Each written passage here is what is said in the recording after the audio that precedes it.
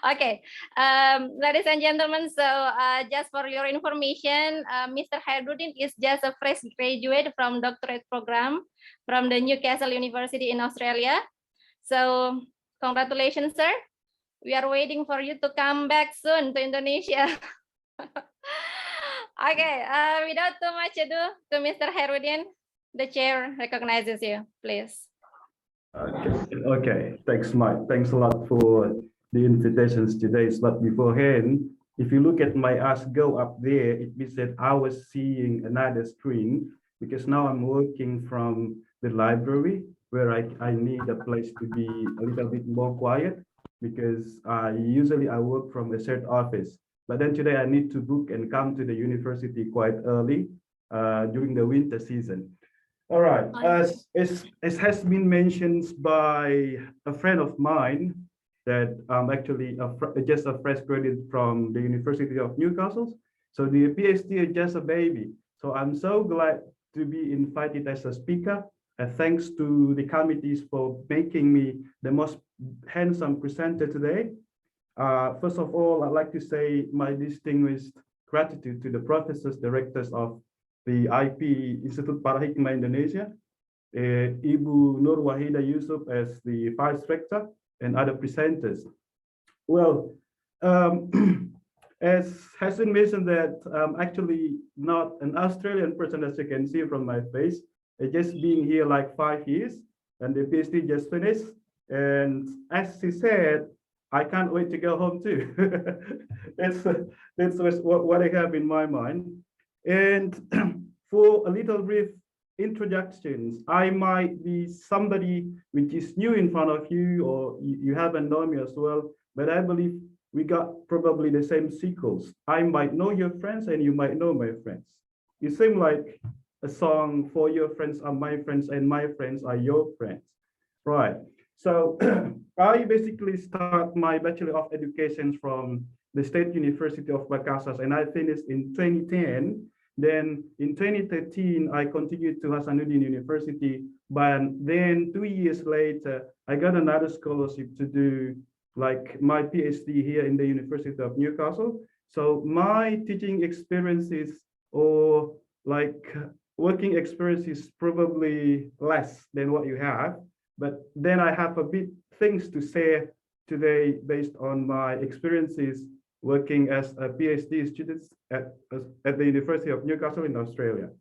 As the professor has said that he needs to know how do Australian people cope with two languages at the same time. So I'd like to take maybe a second to explain on that. Now, when I came to Australia and start my PhD, I came actually to a class where all the Australian people, all Australian academics, like all my colleagues as a PhD students come to that classroom. And I was so surprised that they are all learned the grammar, right? So what I can get from them, that all Australian people, although they speak English very fluently, as that is their language, they don't know grammar at all. So a plus things from us as an Indonesian students, or probably an ESL speakers, we learn grammar early. But then we are going to discuss what to do with that. Right, so I think that's just a little brief explanations, a brief share of my experiences during my PhD journey here. And I just go straight forward to the presentations today. I think I'll just need to share my screen. I hope you can get mine.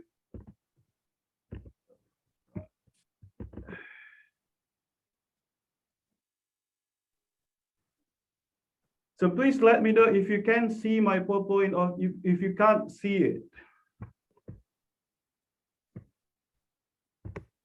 Yes, you can see that, but it's like small. Could you please? Yes. What about now? Okay, sir. It's green and clear, right? So it starts from actually from the blank whiteboard. So today I'm going to talk about literacies, all right? So it's actually been mentioned by Prof. Yomi early that literacies are what happens to Indonesians' educations and why do some Indonesian students are not really fluent in English.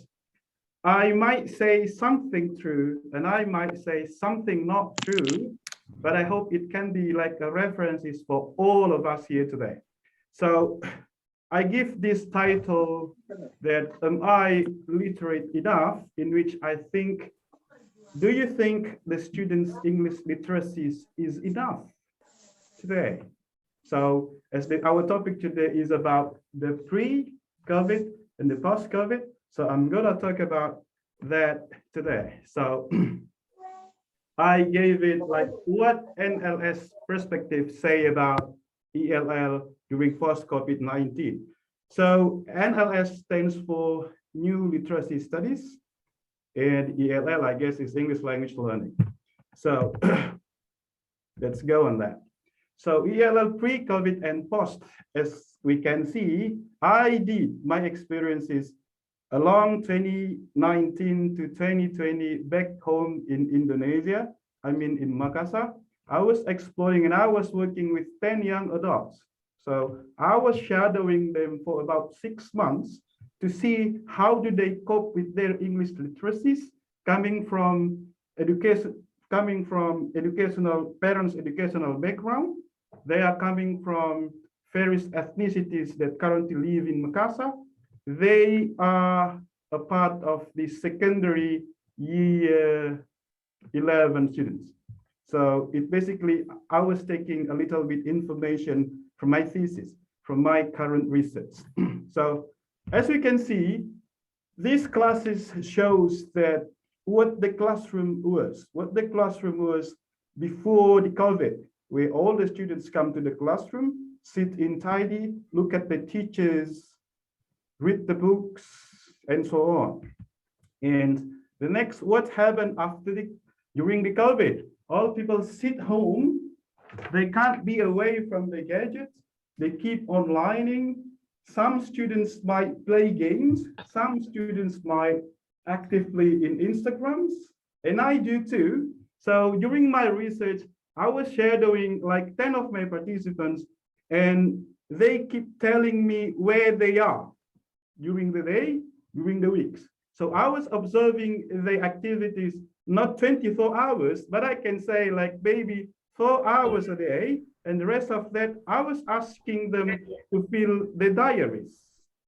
If I speak too fast, please ask me to be slow. Right. Then some of my participants said, "Sir, come join us tomorrow because we are attending a game competitions in which they call it MABAR, M-A-B-A-R. Are you familiar with that word? Mhm. Right. And some other girls said, we are going to the malls. We are sitting with the friends there. And I was sitting next to them and I was listening to them while they are gossiping. So these two kinds of different literacies by both males and female students. The males play the games while the girls gossiping. Now, surprisingly, while gossiping, the girls also play the same games in which they call PUBG, right? PUBG and Call of Duties and many more. And some things like, I forget what was the name, is they are building the cities and it was conducted online. Minecraft. Yes, Yeah, yes, Minecraft. that's what I wanted to say. And that was happening. And some others of them like escaping from the Zoom. And when I was talking to them, why did you put the cameras off? And then she said, I'm AF. Okay? It says, I'm away from computer, and they say AFK. Look at that. The lady say, no, sir, I'm AFK now. And I say, what is AFK? And then she said, I'm away from the computer. And you know, the girls who is mentioning that are a person who is living in BTP. You are familiar with that, right? Where she speaks Bahasa Makassar all the day with his parents. And next to that, I saw another girls again has ordered two big meals twice in the same time, and then his friends, look, she makes a double kill. Okay, so then that's during the COVID. So what happened? What the COVID bring to us after the pre-COVID and during the COVID, and what English education in Indonesia should be? Are we dying or instead get corona itself? Because COVID stands for coronavirus disease and COVID is a crown. So this is actually the main thesis I'm about to discuss today. Right. So what is literate means? What is literate means and what is literacy? And I put a slash literacies. Literacy as a single noun and literacies as a plural. Let's have a look. So what is called being literate? I remember when I was a little kid, I was a little boy, 6 years old, as I lived among a typical Makassar peasant, where my at home, because I was raised in the furthest place in South Sulawesi, in Selayar Island. So none of my parents speak English at all. So what is being literate? Then my grandma say, you need to go to school, at least you know how to read and to write, and that's enough. Then many years later, when I go to university, I read again. I read many books, and it definitions mention the similar things as what my grandma said, unfortunately. Okay, the book I was reading says literate or being literate is I can read and write. It's a set of skills. That's the traditional meaning of literacy. And what about literacies now? Should we think of the same thing as my grandma did and some other traditional book and which has been published and it's spread all among people? So look, I think all the participants can see what's shown in the screen. Can you read that? I need your voice if you can listen, if you can read that. Can you see that? Leader. Is it leader? Yeah. Leader. You can read that one, right? You can read it? Yeah. Okay. Now hold on there. Hold on there. And then what about the second one? Terasik. You do, right. If you can do it, if you can, right? If you can read those two words based on the traditional definition of being literate, and now you are literate. So literacy means is a literasi. That's in my wild definition of what being literate is based on the traditional definitions. But how if, okay, I take Mitch. Mitch is a typical Australian name. I take Mitch home to Makassar and I show him a liter. You know, literan itu yang kita pakai kalau disuruh ibu beli minyak tanah. Anyone was born somewhere in 18 or 90, your mother asks you to go to warung and buy for minyak tanah, and you are familiar with the liter itself. Okay? If I ask Mitch to read, Mitch, please read that for me, please.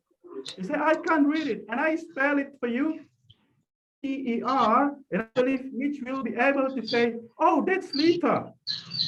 So then I asked him again, do you know what is this? He said, no. I don't understand what liter is.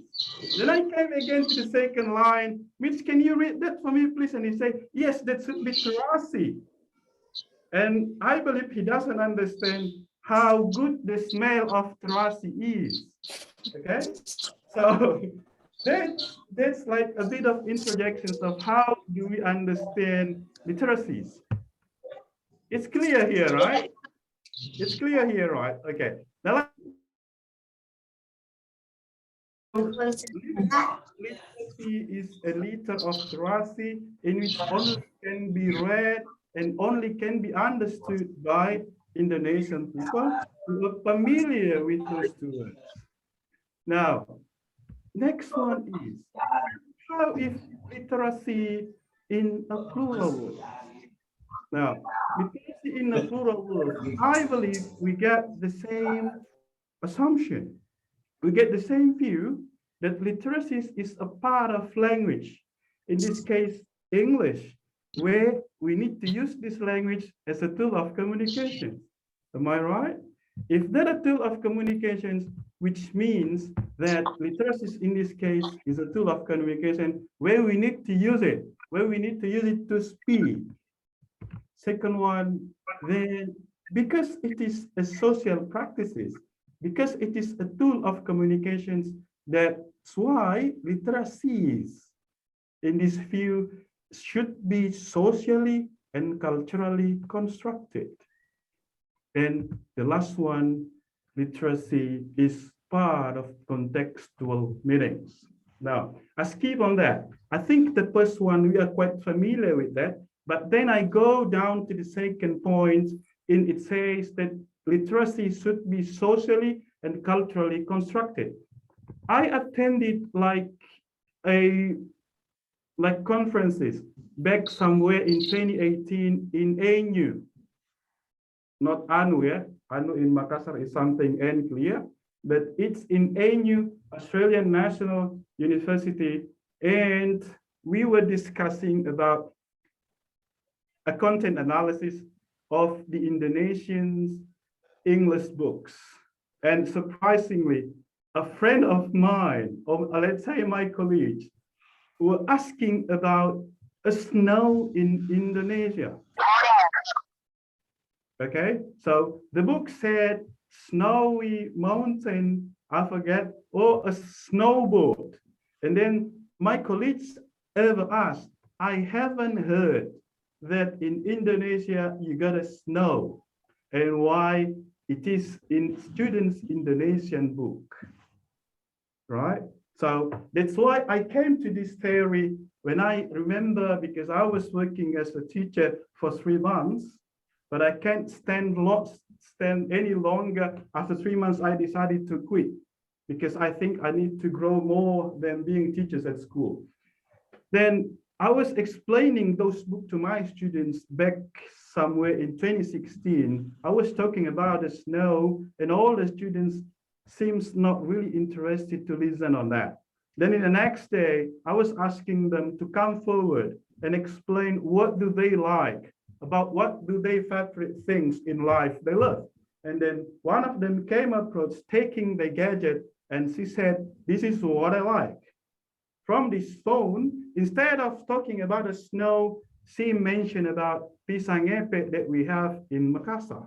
She takes her phone out and she's keep sliding the phone, and then she explained what this pisang epek is.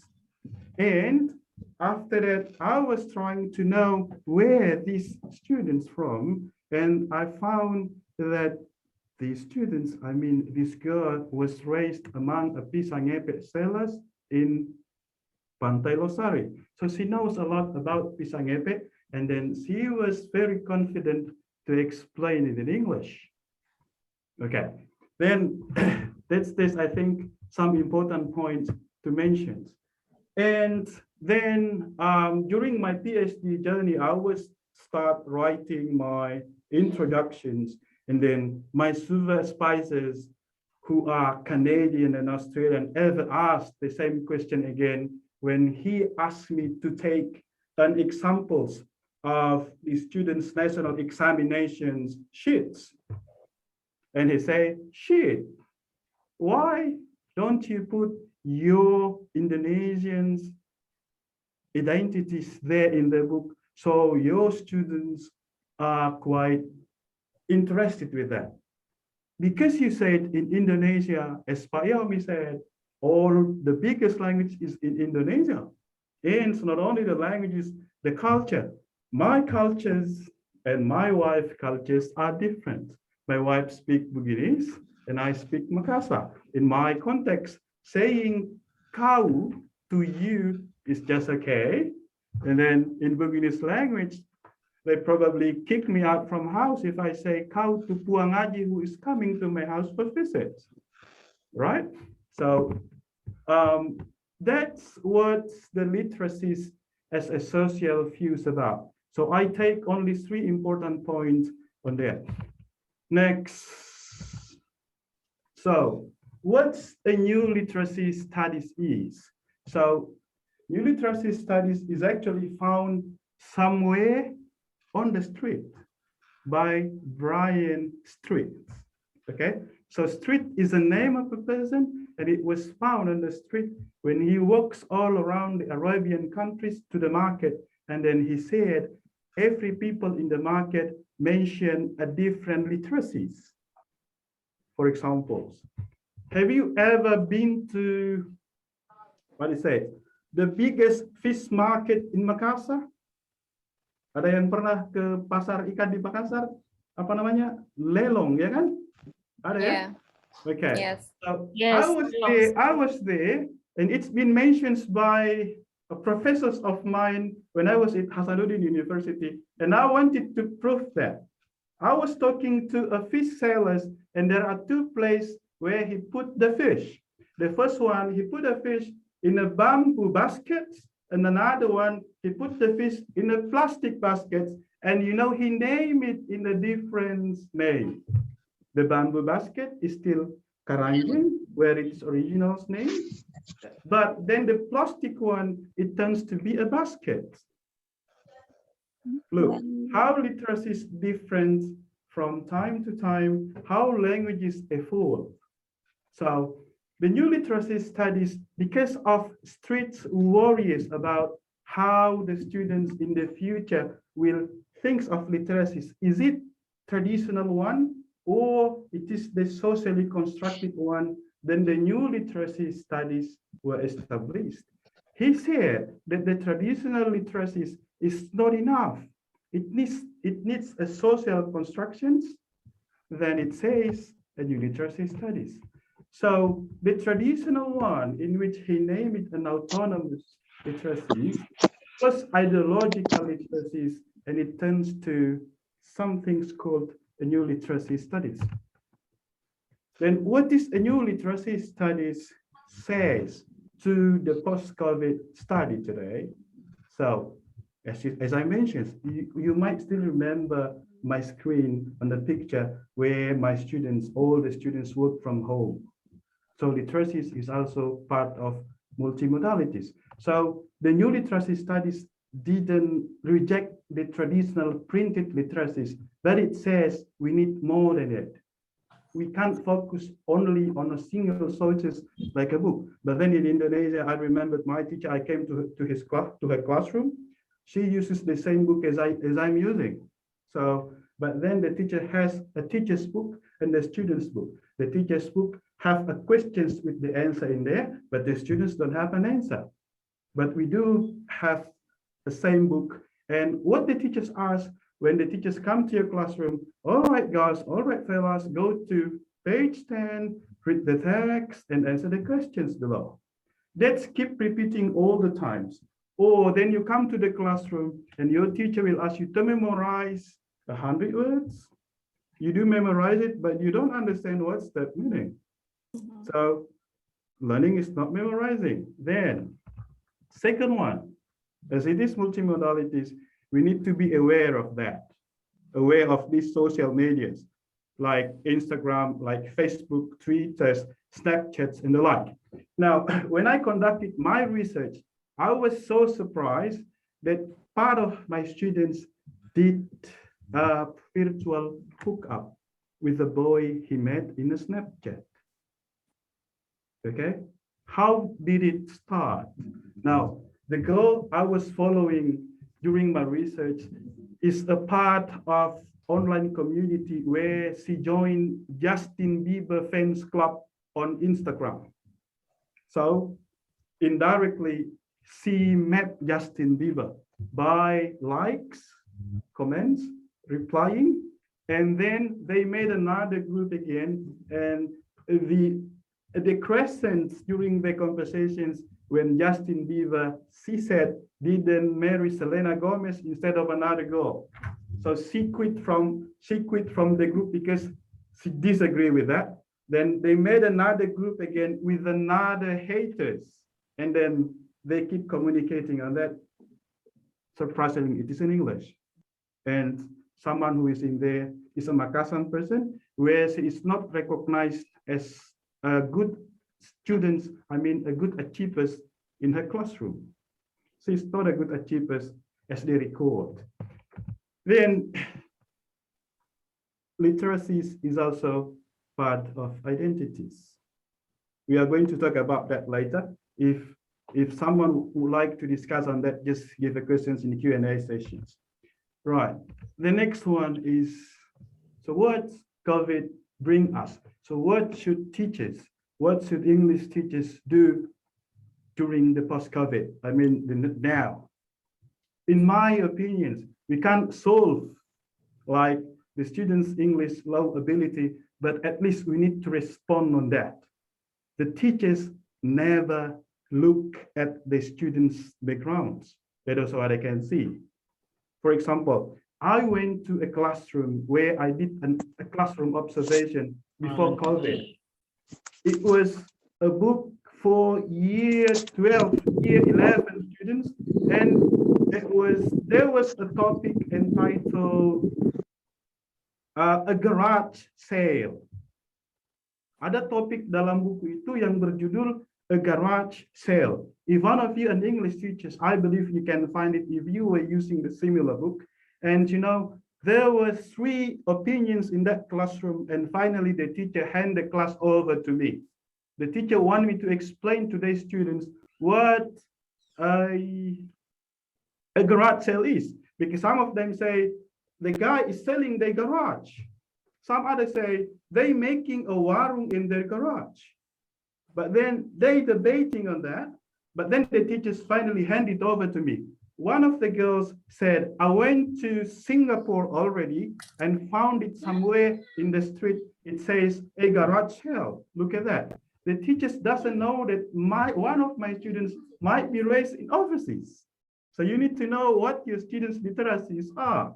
Then I came and I said, I take over the classroom, and I was discussing with the students, and I said, you are right. So a garage sale doesn't mean someone selling their garage, doesn't mean someone selling something in their garage, but actually someone is selling their used items, whatever it is. It might be their clothes, it might be their headsets, whatever it is. Not only in the garage. In Australia, to know where the garage sale is, they normally put the balloons in front of their house. So this is an example of garage sale. So what the COVID bring us, the teachers should aware of what the students bring from home to school, not only from the school bag. Okay? This is also the policymakers' response. Look, and what as I said, students' English literacy practices beyond the school is important to understand before teaching them English at school, because they might read more than us now. The students can read more than the teachers. Then next one is the school-related practice. Look at this. This is a data I found during my research. So as I said, I was observing the students, I was collecting the data by shadowing them. I did the classroom observations, and I asked them to fill the diaries. And for 6 months observations, they only did like 64 school-related activities. Okay, 27 represented by traditional printed base, something like doing homeworks, reading novels. The browsing webs dominated. Oral practice, practicing with familiar friends, 11. Which means the practices might be conducted online, not only with the friends, because as you know, in Indonesia, we don't speak English. Now, what is the data about out of school related? So there are 295 practices divided into music related, social networks, audiovisual entertainment, oral communications, gaming, web informations, fictions, and non-fictions. Something that take my interest is gaming and social networks. Right, next. I think the times is over or not? Yeah, almost, sir. Okay, I just need to put it ahead. This is the popular media. I don't need to explain it, just see on the screen. And like the text type preferences, look at that, is browsing webs dominated. And the next one is out of school related, you can see there. And is homeschool and versus school home. So this is what I can found that, you know, some of the students, although they're at school, they keep playing their phones in the classroom. They don't listen to the teachers. They only listen to the teachers for the good scores. Now look at this. So there is an existing borderline between home and school. So what home in school? I mean, the home literacy practices brought to school by the students. Look, it says, Paul and Roselle 2010 say the play practice is followed by gestures and talk. It's in the classroom back in 2012. Then Rotoni again back in 2012, it says hidden practice is exchanging notes. But my research say it's beyond that. They do it through technologies. So they do such hidden literature practices through technologies. And what are they? Apa yang mereka temukan? Anyone familiar with this photomath? Ada yang pernah dengar dengan istilah photomath ini? Apa? Okay, give me 1 second to explain it. So I was observing students not only in English classroom, but also a math. So I came to the classroom and the teacher gave them like 30 questions and then in 15 minutes all done. And this is the result of photomath, and the teachers just didn't understand what it is. Look at this. So photomath work from the computer phone. So just when you install it, and then you use the cameras down the questions and all the questions appears. And the students bought the premium one, potluck. Mereka patungan beli yang premium. Jadi saat setelah di shoot, pertanyaannya, jawaban keluar, and then they share it. And then they use it in English. I said, why do you use it in English? They use English as a safe house. Because my math teacher don't speak English. And she won't understand it. Next. Look, itulah baco. Gampang nih sekarang matematika. Ada yang photomath, tinggal buka aplikasi, arahkan kamera, keluar jawabannya. This is the extract from the interview. That's the English patient. If you don't speak Makassar, then read the English. Next one is, look, the students not only use the English, but they make a product.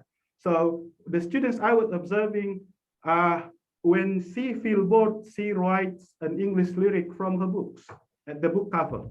Coret-coret di meja, di buku dan sebagainya. Meja saya tidak perlu naikkan karena melanggar, so I don't put it there.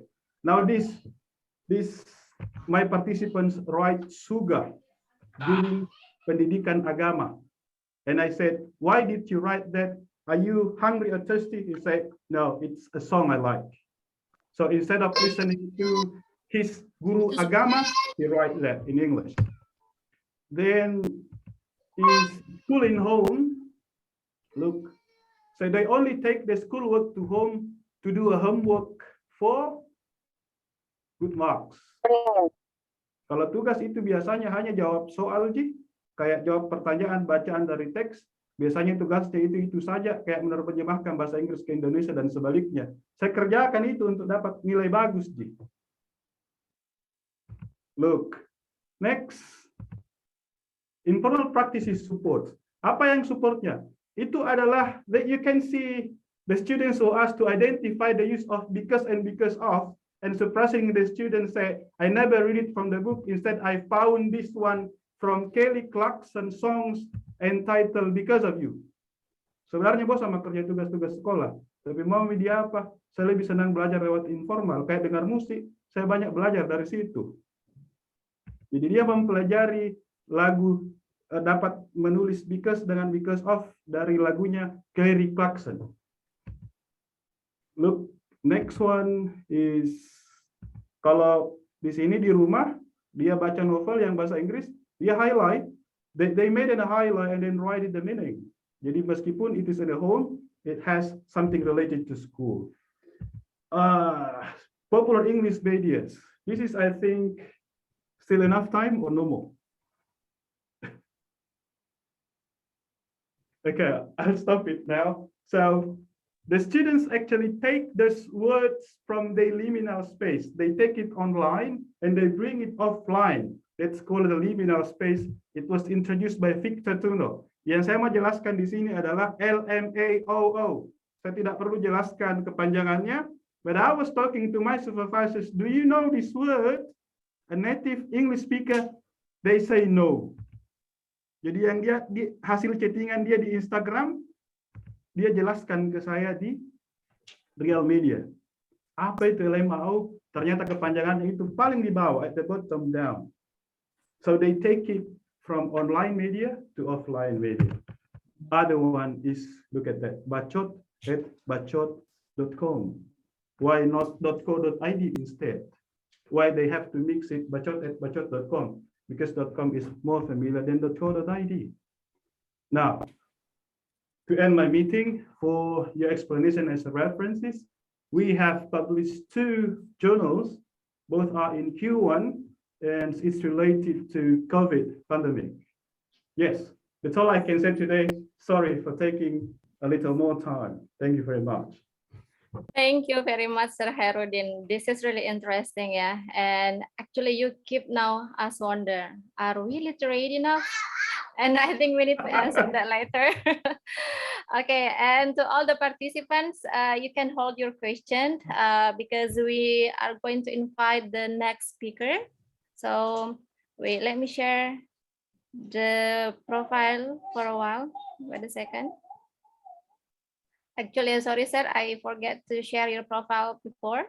So just for your information, yeah.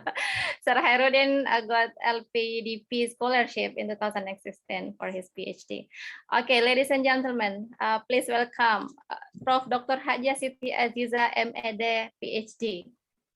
So, Prof. Aziza, thank you very much for attending this seminar, and we are very pleased to have you here. Okay, Prof. Aziza actually has a very long and amazing profile, which I can't read all, so let me mention briefly. Prof. Aziza was born in Malarimbone on November 30, 1967.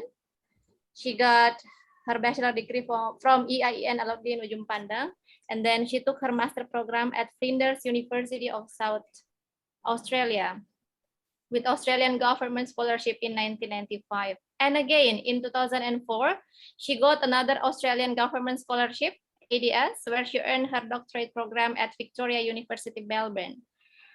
So Prof. Aziza got her Doctor of Philosophy in 2012 with the title of dissertation, Gender Mainstreaming in Education, Case Studies of Islamic Primary School in South Sulawesi from 2000 to 2006. Well, Prof. Aziza, hello? Yes. Okay. Thank you, Prof. Now you have 15 minutes to present your material. Time is yours. Okay. Thank you. So this is 15 minutes, yeah? Okay, 15 to 20. Okay. Well, Bismillahirrahmanirrahim. Assalamualaikum warahmatullahi wabarakatuh. Waalaikumsalam warahmatullahi wabarakatuh. Waalaikumsalam warahmatullahi wabarakatuh. Here's all the speakers and the head of the departments and also the moderators and all the participants. Yeah, I think Ibu Nur Wahida Yusuf already introduced myself. That the short introduction, yeah. Actually, this is very short because this is only 10 minutes. I think it's enough to introduce like that. And if you know that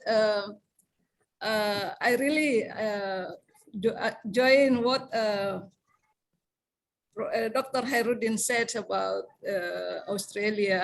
I really understand, but maybe some of us do not understand because this is the different context, the different culture. Dr. Hairudin say about garage sales. Yeah, this is really we don't have here. We don't have in Indonesia. So if we talk here, the title is talk on Tesol. Actually, I'm thinking about not Tesol. This is for us is talk on TEFL. Why? Because English is the foreign language for us. We have a lot of languages before. Our native English is various. So we have local languages.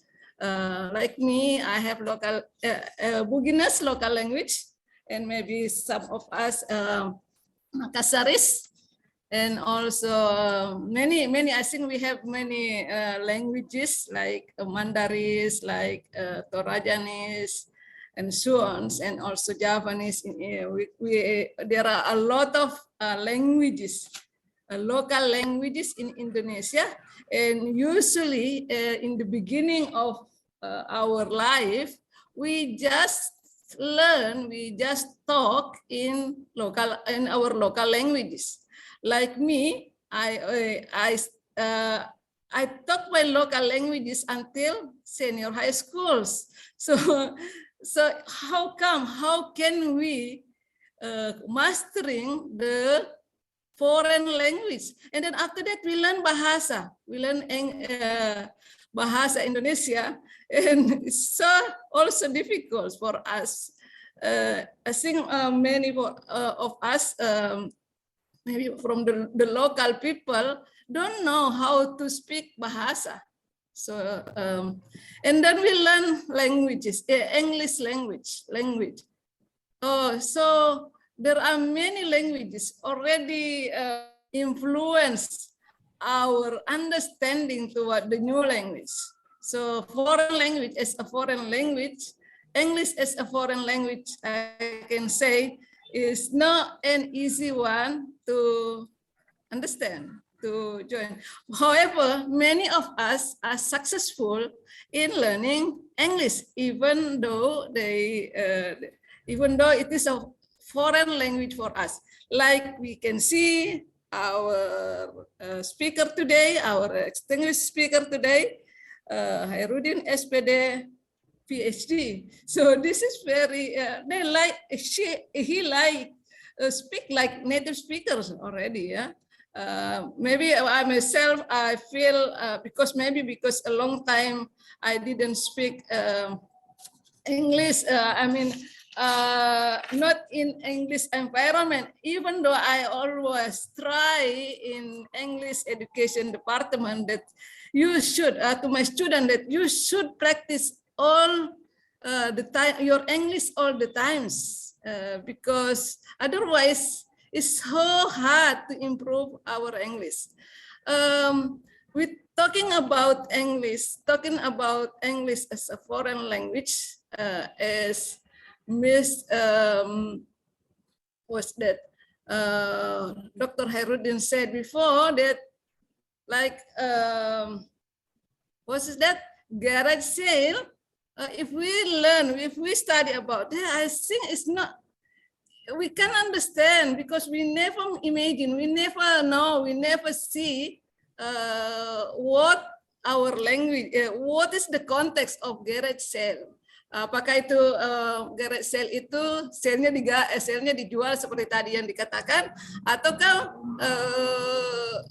menjual di, ya sebenarnya itu menjual di garage ya dengan harga barang-barang bekas ya. Kalau kita sudah tahu konteksnya, sama dengan konteks yang lain, if student learn like what is the content of the material, like snow, how we don't know, we never imagine how, we never feel how the snow is. So maybe it's so difficult to talk about that, or also about fruit before. So this one, I think it's important to localize English language materials, yeah, rather than talking about talking about the context that we don't understand. We never involve in it.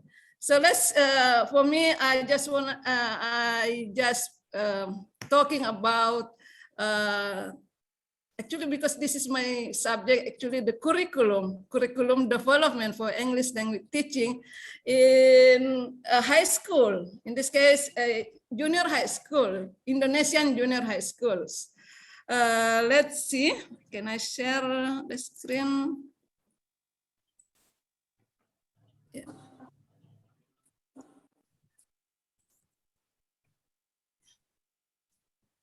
Yes, Prof. What's this?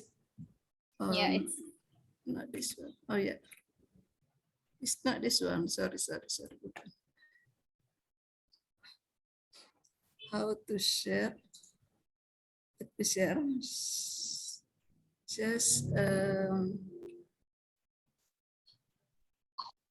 can you share screen, ma'am, Prof? Oh yeah. My screen. Yes. This is not. Oh, sorry. This is not. I mean. This is was stop sharing. What happened? Oh, let me find.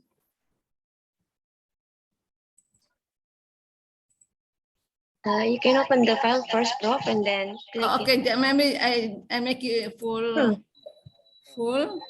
and then I open. Oh, this is the file. Yeah, you can open the file first and then click it. See like this? No, Not yet, Prof. not yet. Sorry. It's okay. Cancel. Share screen. This is actually.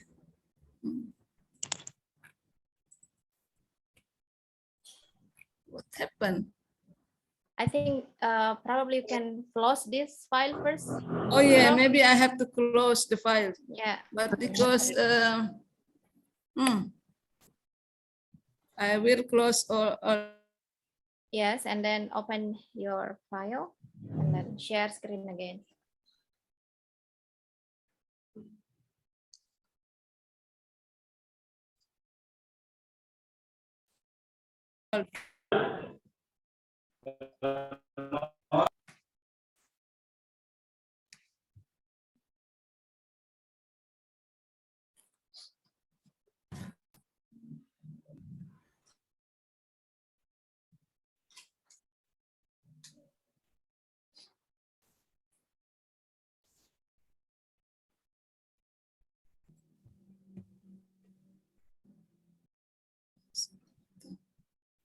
Okay, while waiting from Prof. Aziza to the all participants, you also can start writing your questions because the previous presentation has been delivered. Is it this one? Can you see my screen? Yes, Prof. Is it the teaching of English as a second language post COVID-19? Okay. Okay. So this is teaching English as a second language, as a foreign language, actually, curriculum and material development for English speakers. And the aims is to present the curriculum material development for English language teaching post COVID-19. Actually, we talk about curriculum and syllabus and lesson plan, and this is the syllabus talking about core competence, basic competence, content, activities, then allocation, evaluation, and resources. And the revised syllabus is basic competent, content, and activities and evaluation. I think, and the lesson plan, I think in this one, you see school and subject identity, basic competence, indicator, and content, media, strategy and method, media tools and teaching learning resources, activity and evaluation. We talk about objectives and objective and contents because what is the objective of the teachings and what is the content of the teachings? So before we mentioned about what is the content. Which content actually should be localized the teaching materials. We have to localize, like maybe I can see that like what is the content of the teaching material. There are a lot of, for example here in MTS Makassar, MTS the second the MTS 2 Makassar, ya, a greeting, materi pokok, greeting and living, taking, thanking and apologizing.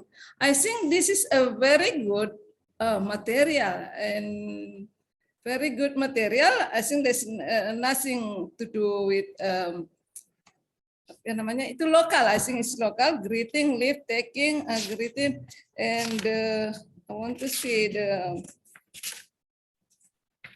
meeting 17 atau 16. Stating animal and public places. Talking about animals. For example, when we talk about animal, the content should be if we want to make the student can talk or be active, you have to localize the content. You have to put it like what is the animals around us, ya. Apa namanya, animal yang di sekitar kita. Nggak usah disampaikan bahwa oh ini animal yang diajarkan itu animal misalnya kangaroo. Kangaroo, if you want to ask students to talk about kangaroo, of course they don't know.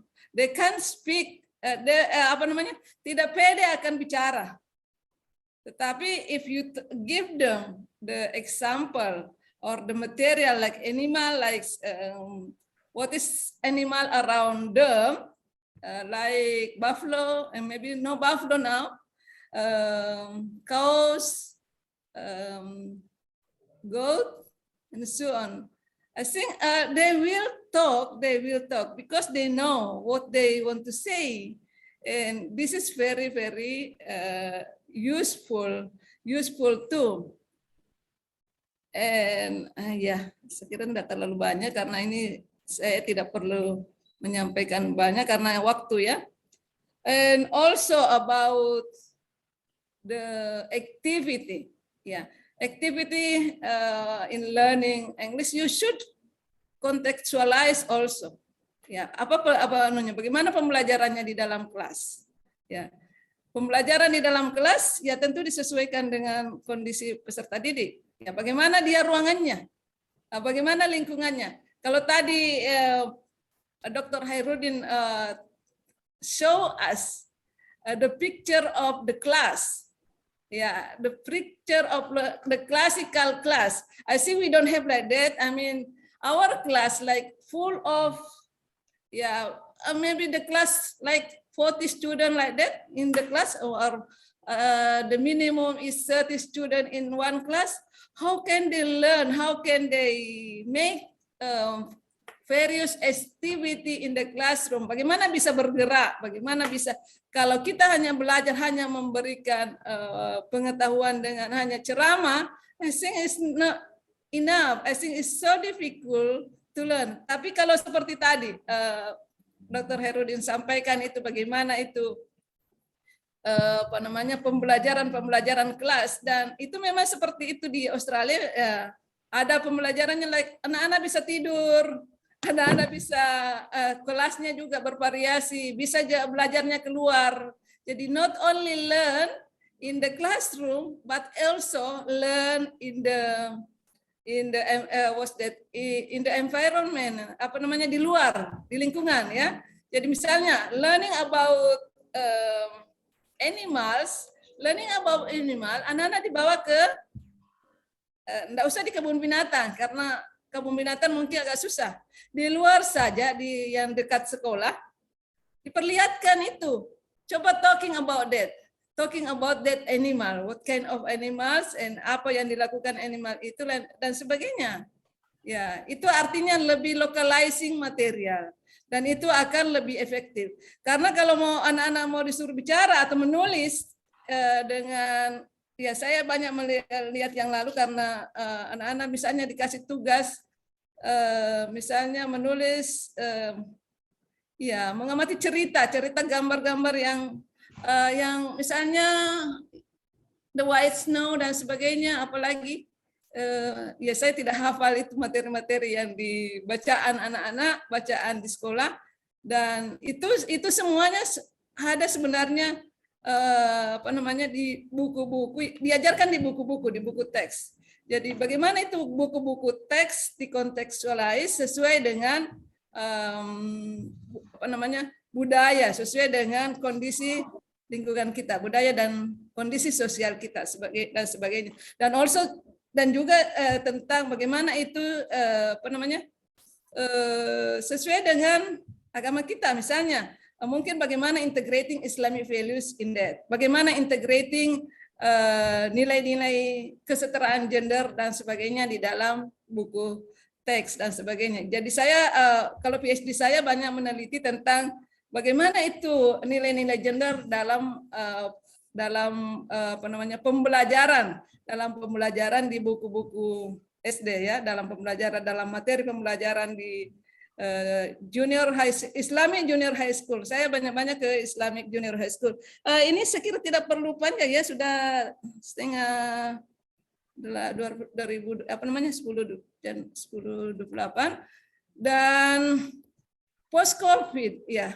Jadi apa namanya sebenarnya kalau kita lihat model strategi post COVID during the COVID ya, during the COVID itu kita masih belajar itu tentang kurikulum 2013, emergency kurikulum dan kurikulum prototype ya. Kurikulum 2013 seperti tadi yang sebenarnya yang saya sampaikan itu kurikulum 2013. Dan ketika COVID datang, itu pemerintah menggunakan emergency kurikulum darurat. Artinya itu tidak semua apa yang ditulis di dalam kurikulum itu diajarkan. Kenapa misalnya di dalam kurikulum itu misalnya waktunya sekian jam. Bahasa Inggris kalau di dalam kurikulum 2013 yang ditetapkan KMA 2019 itu 4 hours. Ya, 4 hours in junior high school. Ya, di Sanawiyah itu waktunya itu dalam seminggu adalah 4 jam ya. Dan itu saya lihat ada yang misalnya mengurangi hanya 2 jam. Jadi dikurangi misalnya. Dan tidak semua yang apa yang ingin dicapai itu tidak semua dicantumkan misalnya. Dan kemudian itu tentunya materinya. Tapi kalau sebenarnya kalau mau itu lebih gampang sebenarnya karena di masa pandemi itu kita semua online, kita semua diharapkan online dan meskipun memang kita kesulitan karena ya about apa namanya pembelajaran online ini, bagaimana itu pembelajaran online, bagaimana misalnya kesiapan kita menggunakan resources ini yang ada, dan memang kita agak kurang, misalnya jaringan kurang bagus dan tidak semua anak-anak kita itu agak susah, tidak semua anak-anak sekolah itu bisa apa namanya mempunyai apa namanya alat, mempunyai HP yang mumpuni, ya mempunyai laptop, ya jadi itu memang kendalanya. Kemudian saya kira ini dengan kurikulum post COVID, saya kira ini pemerintah melakukan independen kurikulum merdeka, yang sebenarnya apa yang dimaksud kurikulum merdeka mereka yang masukkan itu adalah project based learning, dan ini sudah dilaksanakan di beberapa sekolah perintis ya, sekolah penggerak, dan ini dalam pembelajaran post COVID ini saya kira kita sudah melek, sudah literate dengan berbagai macam resources multimodality seperti yang disampaikan oleh Dr. Hairudin.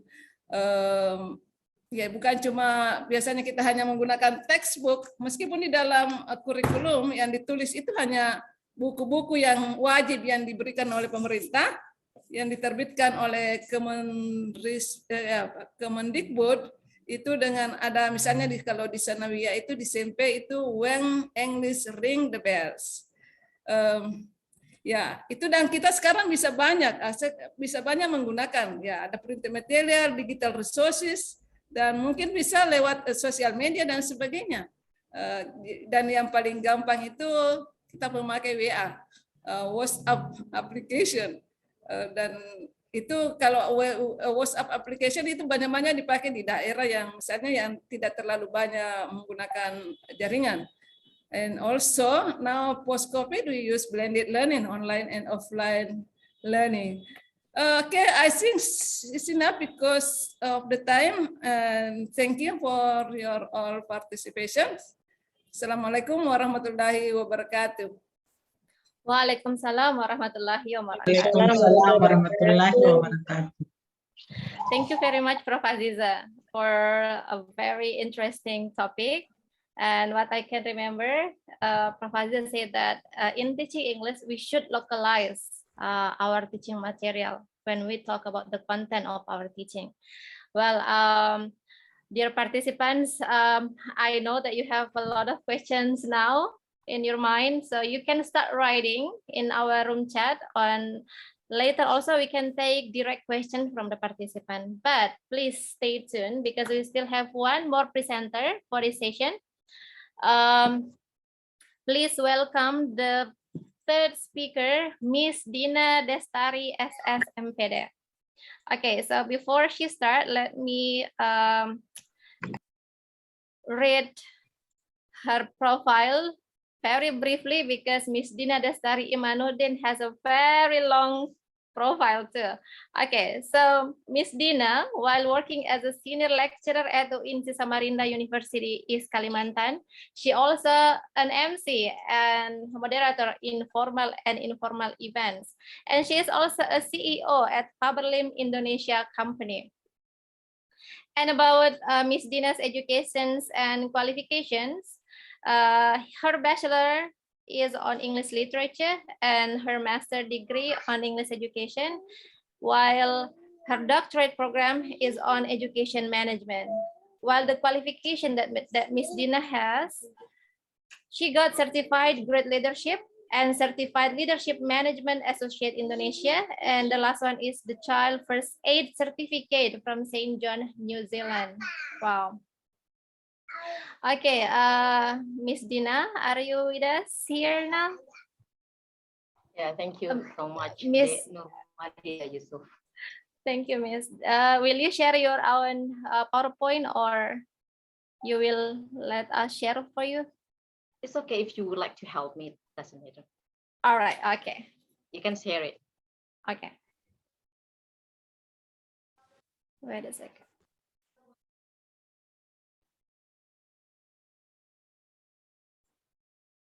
Okay, while waiting, okay, ladies and gentlemen, Allahumma rabbana anjil alaina ma'idatan minasyama'i takunu lana idali awalina wa akhirina wa ayatan minka warzuqna wa anta khairur razikin. Assalamualaikum warahmatullahi wabarakatuh. Good morning from my place. Thanks for the committees, this National Virtual Seminar Institute Parahikma Indonesia, and then what is that? EDENSA, English Education Students Associations as well, the MC, the moderator, the Nurwahida Yusuf, yeah? You just gave me a very kind introduction. Thank you very much. I really appreciate it. And it's fantastic to be in a place to touch with your institutions, all the presenters, one regards all the presenters from me, from Samarinda to all of you. I don't know if this is my colleagues in UNC Samarinda right now or not, but I think it is better when I state Assalamualaikum for my colleagues in UNC Samarinda and all beloved participants. Well, thank you so much for inviting me to be here, especially for the Aminah. Thank you, ya Dek, ya. Well, the moderator already just going to bring it up. Okay, and then this is our title, our theme, I think, embracing the world of education post COVID-19. Would you like to move to slide 2 there? Okay, thank you. All right, brothers and sisters, based on our theme talk on Tesol embracing the world of education post COVID-19, I've given this title, Reflections on the Futures of Education and Learning. I'm going to highlight my perspective on the future of education. and learning. Well, and I'm slightly tempted to say how COVID-19 is going to affect our sectors over the long term. And also, I do believe it is hitting the world today will have irreversible consequences for the world of education. That's why I choose these titles. Moving to the next slide, please, Dek. Slide 3. Dek Nurwahida. Okay, thank you. In addition to that, ladies and gentlemen, brother and sister, the display on your screen is a bit of visual and non-visual platforms that can give us any kind of information. You can see it such as newspapers, magazines, what else? Social media. There are a lot of social media, Facebook, Instagram, YouTube, national and international article or journals. And then I choose 2 of the website of institutions where I'm work right now is the Ministry of Religious Affairs of Republic of Indonesia, and also the Education, Culture, Research and Technology Ministry. So I mean, why I display this one, just to give a few examples. Here's, for example, what I've already read in University World News, because when we're talking about Indonesia, I think it's not is very familiar for us to talk about Indonesians cultures, Indonesians teaching and learnings, like the previous speakers already mentioned to all of us in this morning. Well, let's take a simple piece from University World News, where someone based he wrote in July 4th, 2020. He write down some. He is a from Moroccan University. He makes some rather broad claims about how COVID-19 will lead to a new type of institutions, which is he called a new global university NGO, where barriers will be almost entirely done away with some rather flowery language. Then what else? I'd like to let's take another piece, for example, from the World Economic Forum. The World Economic Forum also stated COVID-19 has shaken the education system like a lightning bolt to its core. So again and again, predicting some very profound change throughout higher educations across the whole world. Really, I do believe that one. And I would like to say that furthermore, from the piece from, for example, one of the magazine or newspaper, the New Statesman, also made some very broad claims that particularly about what it means for people learning online for free. Whilst we already know the present pandemic in higher education is the sudden embracing of online conferences and teaching technology. So the consequences of this are potentially enormous, and in a hugely expanded way. So brother and sister, that's why what people are saying, and of course, plethora of perspective from many sources. I think all the pieces that I have been written, like these 3 examples that I've shown, have one thing in common, which is they are all actually exceptionally big about their future education. So they all promise, a brave new world, and they all have lots and lots of colorful, long, flowery terms to describe in the new world, especially in our educations. Whilst I pretty often to read the World Economic Forum, because they also talk about educations, how there was going to be a long overdue revolutions in educations and what we call it, whole new educational paradigms. But as I say, they all are incredibly big, and there's a good reasons why we are happy and when we are giving instructions to others. So suggest people don't use terms like paradigms because they often seem to be a way of avoiding making specific situations and rights. So sometimes an excuse just for suggesting everything without really ever explaining how and why. So yeah, it seems like strikes me about a lot of the rhetoric about how COVID-19 will change higher education is that is sometimes strictly unoriginal. So what I would like to say based on in this slide is because you could just have the world's best lecturers appearing in the local cinemas, and why would anybody bother to read a book or go or perhaps listen to a lecture? Moreover, in IT also, information and technology also going to absolutely transform learning beyond all recognitions. And of course, all those innovations did embrace how to improve teaching and learning, but none of them made quite the scale of change that people at the time predicted, like what we already done. So in fact, much about what goes on in higher education today would have been recognizable to university citizens, peers like us as a teachers or lecturers in tertiary education. Okay, let's move to Nurwahida Yusuf. The next slide. Okay, this is learning. No, the previous one there. Okay. Yeah. Because I only have time, 15 minutes. Learning is a lifelong process.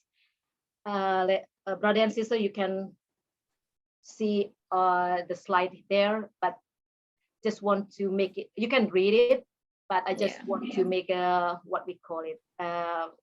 I think I would like to sum up, yeah. I make it more briefly. To sum up this slide, lifelong learning is the life-wide, voluntary and self-motivated pursuit of knowledge. It means not only personal, but also professional reasons as well. It does not only enhance social inclusions, active citizenship, and individual development, but also increases competitiveness and employability. So the importance of lifelong learning has been increasing for some important reasons. These are increasing life expectancy, increasing, like we already know, that old age dependency ratio, the desire for increasing life quality and trying to keep themselves in good physical and mental conditions by humans. So due to these reasons, the importance of lifelong learning has been increasing. Whilst professional development also is continuing it for teachers like us, teachers or lecturers, but I prefer to say myself is teachers, yeah, even I'm teaching in university. Not only to learn the skills, but also to integrate the newly acquired skills into sound pedagogy. Okay, next slide there. Okay.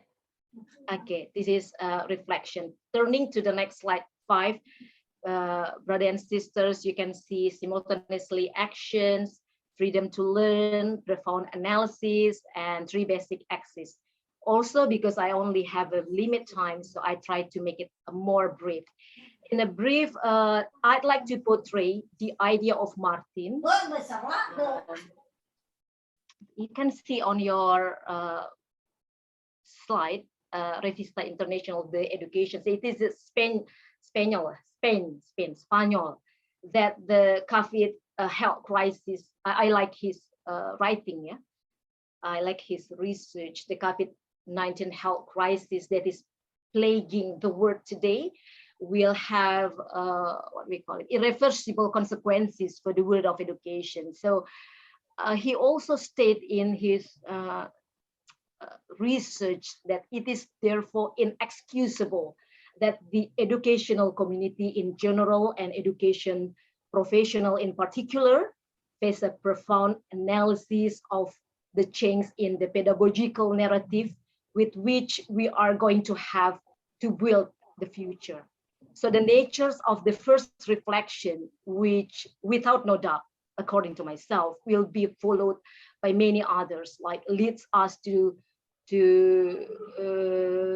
frame the reflections around three basic axes of the teachings learning process, what we teach or what we should teach, how to teach it, and what we think it is more important, and if possible, what we should teach for, or what should be the precise objective of our educations.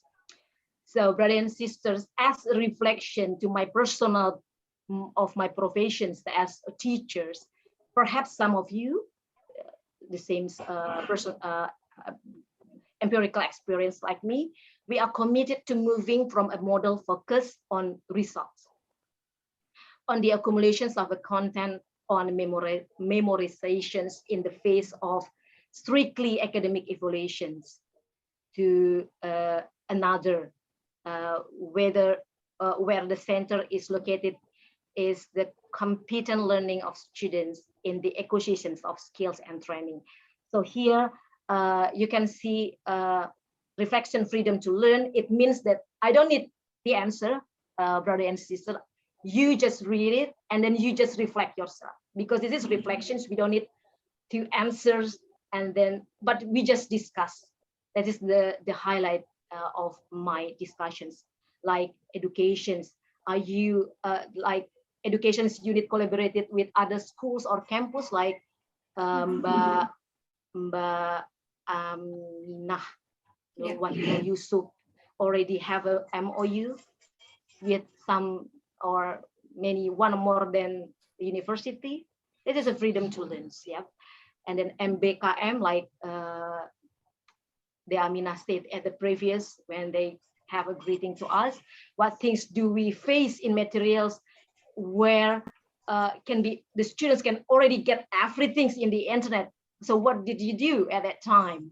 Okay, you just keep like what students already done in your materials, or what? Where did the teachers or lecturers get the new knowledge? This is one of the good point for me, and I think for all of the participants and the speakers also, because we can broaden our horizons to learn about the new language, not only the language itself. Like, I'm not a Bugisness, so I know several Bugisness new vocabulary from what the presenter, the first presenter said to me, to us. I mean, the new knowledge, and we are also reflect ourselves. What have we done as a teachers or as a lecturer for about 6 months, at the last 6 months, last semesters. And there are, you also, like Ibu Professor said, how to plan and how to design curriculum, because independence curriculum, independence learning, freedom to learn, freedom to curriculums. That's Bapak Nadiem Makarim said like that. So transmit knowledge and teach to earn a living. We should think about that one as a reflection for our students, and no doubt. But educate is understand life in a world in a permanent change too, like citizenship, coexistences, equality, what else, social justice, integrations of the digital, emotional management, resilience, affective closeness, or hope will be some of the necessary factors for winning the futures of educations. Maybe you have to moving to another slide there. Yeah. Ladies and gentlemen, brothers and sisters, this is, I think we already know this one. You can see a lot and hearts. This is a Bloom's digital taxonomy verbs that what I've got from several international seminar, webinar, talk show. I assume that the last goals that we already done right now is hot, yeah, because it means like I believe that all of the participants knows that Bloom digital taxonomy, which is devised by Andrew Church, is about using technology and digital tools to facilitate learning, something like that. Yeah. Then we are not talking about the past. We are not. It begins with lower order thinking skills, but right now, then the left with remembering, we left the understanding, applying, analyzing, evaluating. But the last one, we as a teachers or a lecturer should be creating, and it means the higher order thinking skills. Hot, list break are the power of the verbs that apply to each stage. So that's why in the creating, what should we reflect ourselves? Can the students or can the learners create a new product, or can the students or can the learners create a point of view?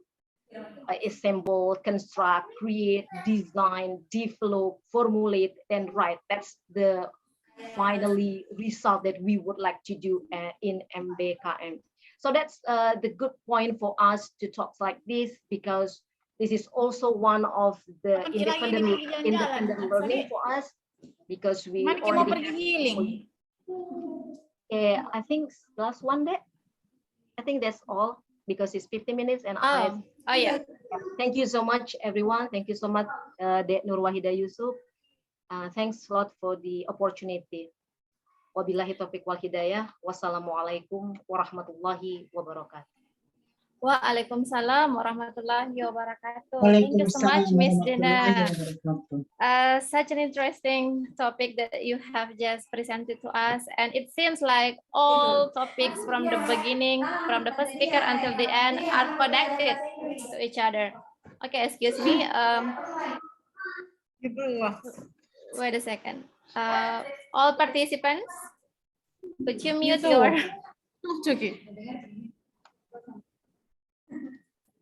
Okay.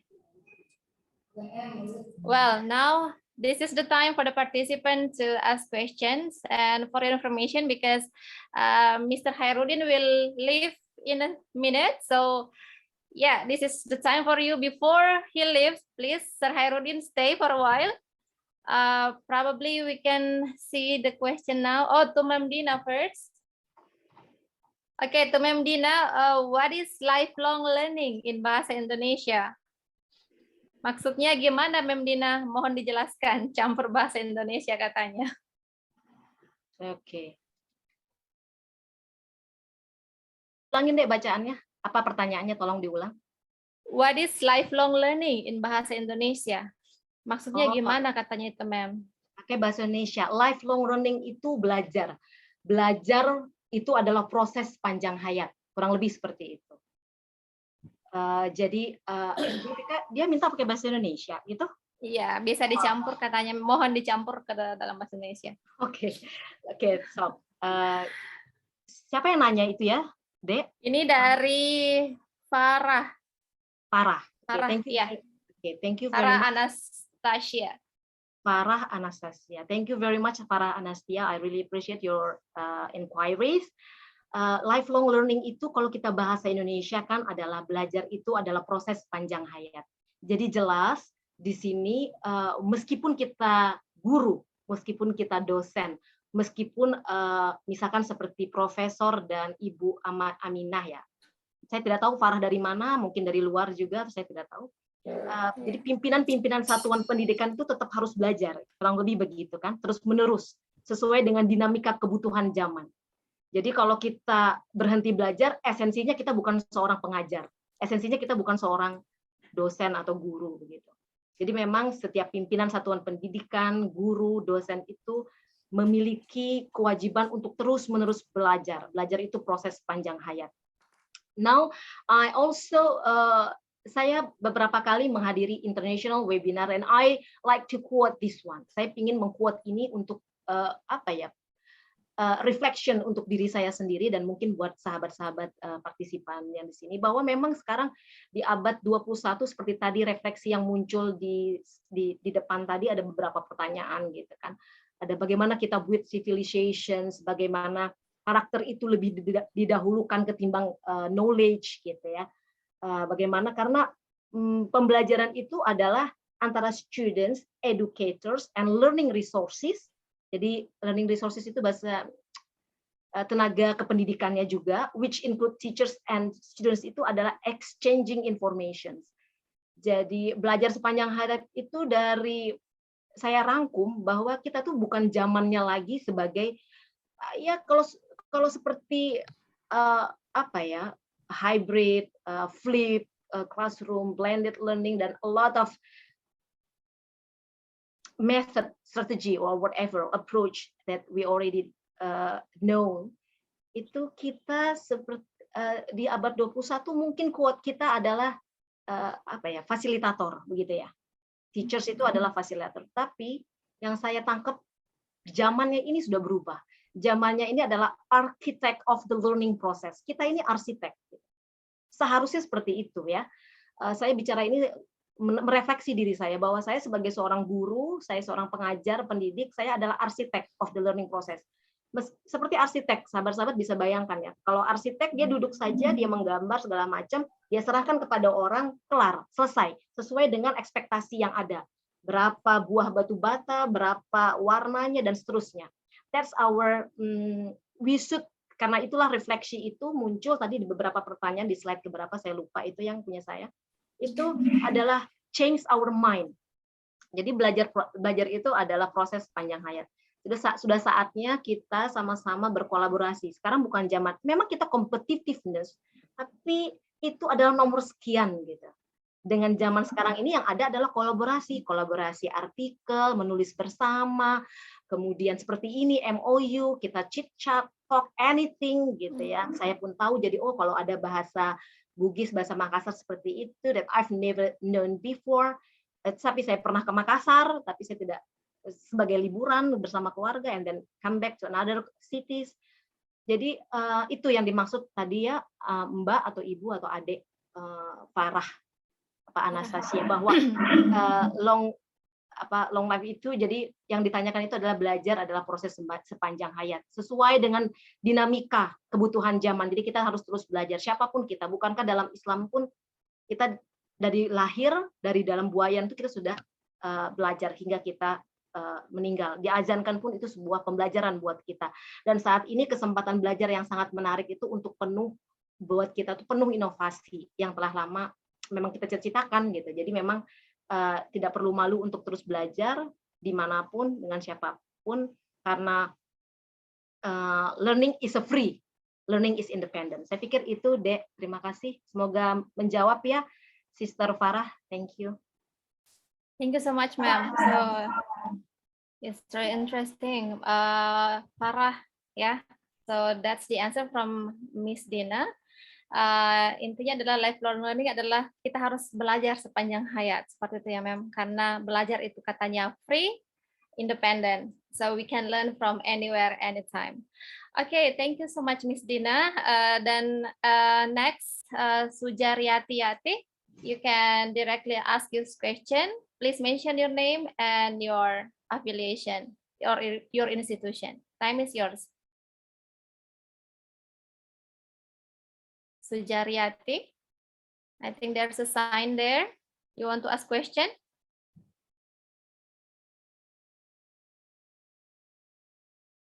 No?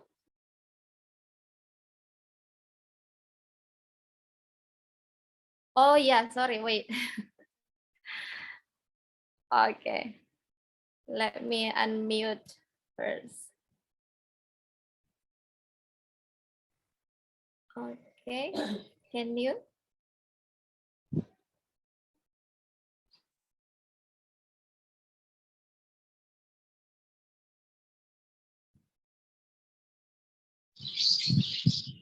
Bisa Okay, unmute sendiri, Sujaryati bisa unmute sendiri. Oh yeah, you try. I tried here, but nothing happened.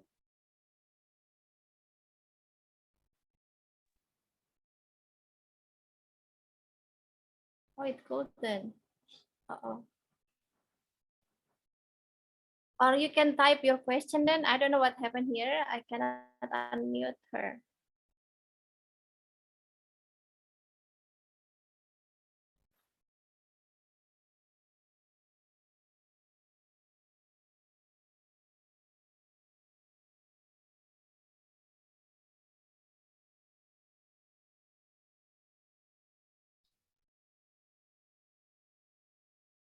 Still, okay. The question goes to Ma'am Dina again. Okay, the question is.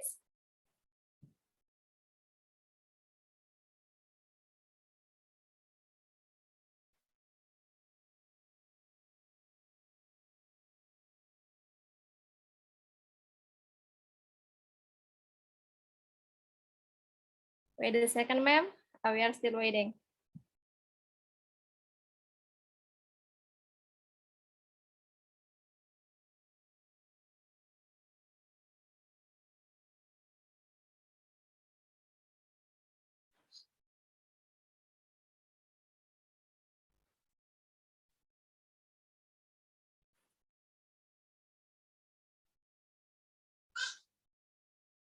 No question yet. Okay, while waiting from Sujiati, probably we have another question from the other participants.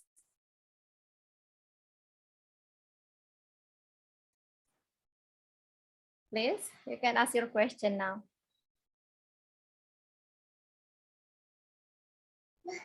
And I hope Pahiro is still here. Actually, he's going to leave at 11. Oh yeah, okay, the question is here.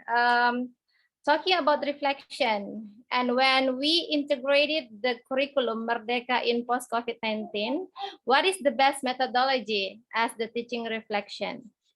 So actually, this is also related to Prof. Aziza's presentation about curriculum, ma'am, yeah. But first, we please Miss Dina to answer this question. What is the best methodology as the teaching reflection when we integrated the curriculum Merdeka in post-COVID-19? Kira-kira seperti itu, ma'am, pertanyaannya. Oke, buat Bu Profesor ya, Dek? Yes, you may start, Ma'am Dina, and then we can invite also Prof. Aziza to give information about this. Saya yang mana pertanyaannya tadi, Dek? Saya mau diulang. The best katanya the best methodology. Oh, the best methodology. Oh iya, saya lihat chat saya ya. Ya. Mam Dina, gimana ngajar bagi fresh graduate? Talking about sebentar ya, Dek.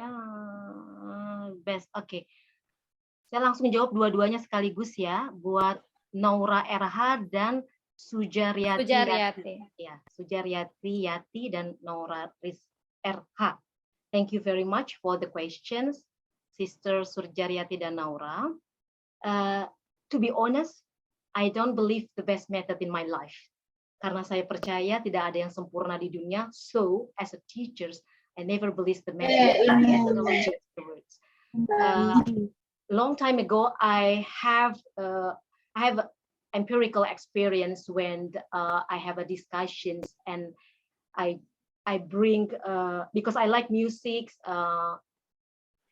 Once in a while, in international event, I fly my plane flight to another countries and I present at that countries. I said to the audience that music is the best methodology that I that I bring to my class at that time in Islamic boarding school. I said like that. Jadi saya campur-campur ya karena si Naura pakai bahasa Indonesia ya. Jadi saat itu whilst I'm not finishing my presentations, saya belum selesai. Kemudian beberapa profesor langsung mengkat pembicaraan saya.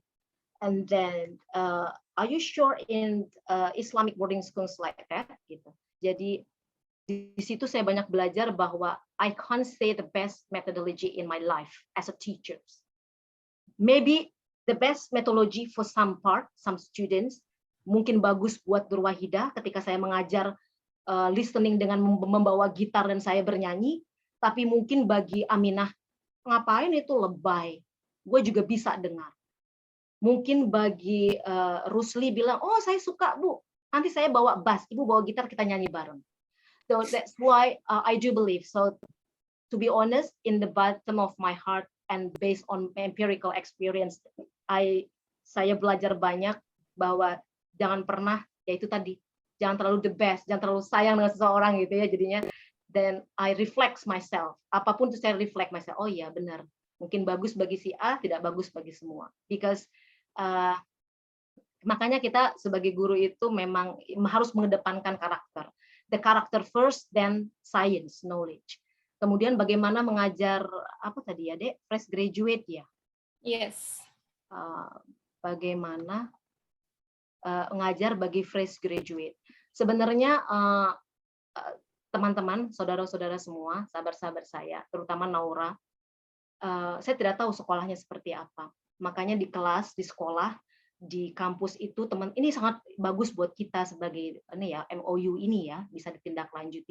Saya nggak tahu apakah pimpinan saya ada di room kita ini apa tidak. Tapi menurut saya memang ini sangat bagus. Jadi fresh graduate itu sekarang tuh bukan zamannya. Saya mengikuti beberapa international events dan bahkan di beberapa negara maju sekalipun itu masih ada kata-kata fresh graduate sampai seseorang membuka pikiran saya dan beliau lulusan Harvard ya. Jadi beliau mengatakan kenapa sih tidak diubah polanya menjadi professional graduate. Dan itu benar-benar seperti saya seorang guru, saya seorang pengajar, gila ya gitu. Gue nggak bisa kayak gitu loh ya. Gue harus berubah gitu. Caranya adalah ya satu-satunya MOU. Dengan MOU ini Nur Wahidah Yusuf bisa membantu apa di UINSI? Oh, bisa bantu ini saya Mbak Dina saya mau ngajar ini dong listening gitu. Oke, meskipun kita online. Kemudian meskipun hanya berbagi cerita. Jadi professional graduate. Kalau perlu ada pertukaran pelajar itu tidak serta hanya KKN saja, tapi sebagai assistant teachers gitu. Oh iya, Bu Prof kan punya keahlian di kurikulum. Itu mata kuliah kurikulum and design kurikulum itu bantu dong dikasih pencerahan gitu kan. Two heads is better than one head. Dua kepala jauh lebih bagus daripada satu kepala. So saya sedih juga sih ya karena seharusnya kita sebagai pengajar dan pendidik punya tanggung jawab yang besar gitu bahwa kita itu harusnya benar-benar kalau mohon maaf karena saya di bawah Kementerian Agama benar-benar ikhlas beramal gitu ya. Jadi segala sesuatu tuh poinnya tuh kalau di tempat kami itu kecil gitu ya. Menguji itu aja kecil sekali, hanya berapa puluh, tidak sampai kepala 50 tidak sampai. Jadi memang betul-betul ikhlas beramal. So learning ini adalah permanent change in behavior, sahabat-sahabat. Saya tidak bermaksud menggurui, tapi saya selalu mengulang-ulang kata itu. Bahkan ketika saya mau mengambil seragam saya atau saya mau ke kantor gitu ya atau ada kegiatan, saya selalu bilang bahwa learning is a permanent change in behavior or potential for behavior resulting. Jadi memang behavior kita character first dan the knowledge itu saya tempatkan situ. Jadi kalau mengajar seperti apa, yang paling penting harus seperti tadi kita berupaya untuk architect of the learning process. Kita tuh arsiteknya sekarang. Bukan lagi kita ini saya bicara ini adalah rangkuman dari beberapa acara yang pernah saya ikuti gitu ya. Jadi tidak murni itu dari pikiran saya sama sekali tidak. Jadi memang kita harus merendahkan diri, ngajar di dalam kelas untuk Naura yang fresh graduate. Jangan kira anak SD itu tidak pintar daripada kita. Dan saya juga tidak pernah mengajar mahasiswa ketika saya menggunakan online sejak tahun 2015. I really like online learning. Saya sangat mencintai online learning karena ternyata lebih berat gitu. Saya tuh tipe orang yang makanya kita harus tahu apa weaknesses kita, apa strengths kita gitu. Sama Naura juga seperti itu. Pinginnya seperti apa gitu. Sama satu yang tadi juga Mbak Ade yang tadi itu best method apa? Kita harus tahu skill kita ini di mana. Positif dan negatif kita itu yang mana. Nggak usah malu untuk tanya sama teman-teman sekitar gitu. Saya pikir itu kali ya. Mungkin kita bisa chat di lain waktu gitu. Silahkan. Thank you Dek Nur Wahidah Yusuf. Yes, ma'am. Thank you, Miss Dina. So, I think I will please Pak Heru dulu sebelum beliau meninggalkan tempat. Ya, Mr. Herudin, are you still with us, sir? Okay, so my question actually for you is your own opinion about lifelong learning and the best methodology after this COVID-19. probably a bit information or your knowledge about this. Excuse me, Pak Heru, you're still mute. Yeah. Okay, lifelong learning. Yeah, so that's actually beyond my topic, and I'm clueless actually, to be honest, to answer that question. So what I have in my mind, life learning is when you are still interested in doing something, just please do it.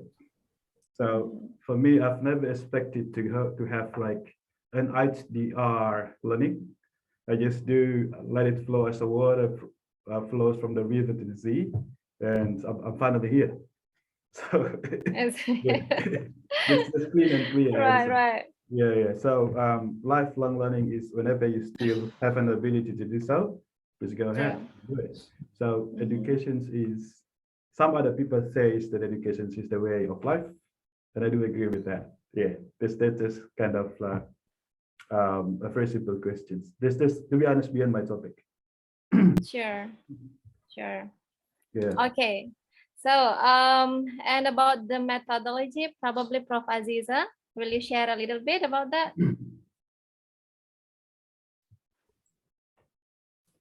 Yeah, it seems like Prof, after listening to the all presentations, I myself as a teacher here now, like I see a big and a huge task in front of me. Like we as a teacher need to always learn, and as what Miss Dina said, be an architect, because we will determine what we will deliver, something like that. Okay, Prof. Aziza. Thank you, Bu Nur Wahida, for giving me the chance. Maybe before I answer about the best teaching methodology, maybe I talk about the apa namanya? Lifelong learning.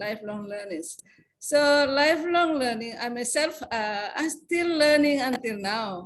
So artinya belajar sepanjang hayat. Kita terus belajar. Walaupun saya alhamdulillah sudah mencapai gelar profesor, tetapi rasanya masih banyak sekali yang saya tidak tahu. Saya masih belajar tadi dari Pak Heru, saya masih belajar tadi sama Ibu Dina, dan mungkin yang lain saya masih belajar. Bahkan sama adik-adik, sama mungkin anak-anak juga kita belajar. Karena kita ini apa namanya ya, seperti ini bagaimana menggunakan teknologi, kita belajar sama anak-anak kita. Kita tidak bisa belajar, anak-anak kita lebih melek, lebih literate, kata Pak Herudin, daripada kita, karena anak-anak kita lebih banyak waktunya untuk mencoba-mencoba, kita yang sudah banyak sekali kesibukan-kesibukan, dan itu agak tidak gampang buat kita untuk bisa menguasai semuanya. Akhirnya kita harus belajar terus, belajar sama anak-anak, ya. Jadi long life learning, ya, belajar sepanjang sampai mati pun kita, ya, sampai akhir hayat kita harus belajar. Kemudian about the best teaching methodology, the best teaching method for bagaimana mengintegrasikan kurikulum merdeka in post COVID. Ya, sebenarnya kalau kita mau katakan the best teaching methodology ini yang mana ya? Karena kalau kita mau melihat ini kurikulum merdeka itu sebenarnya apanya yang merdeka?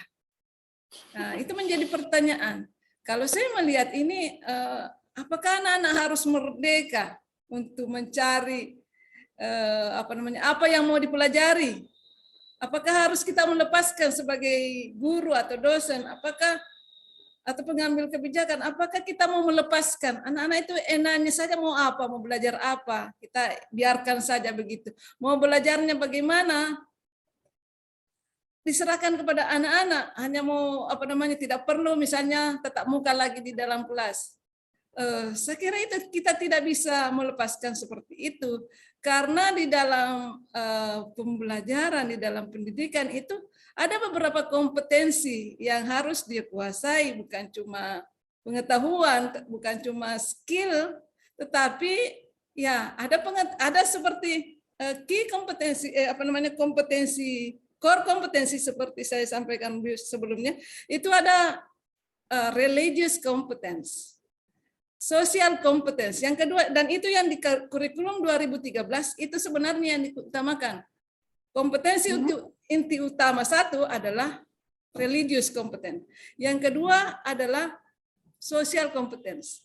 Yang keempat, yang ketiga adalah knowledge. Yang keempat baru skills.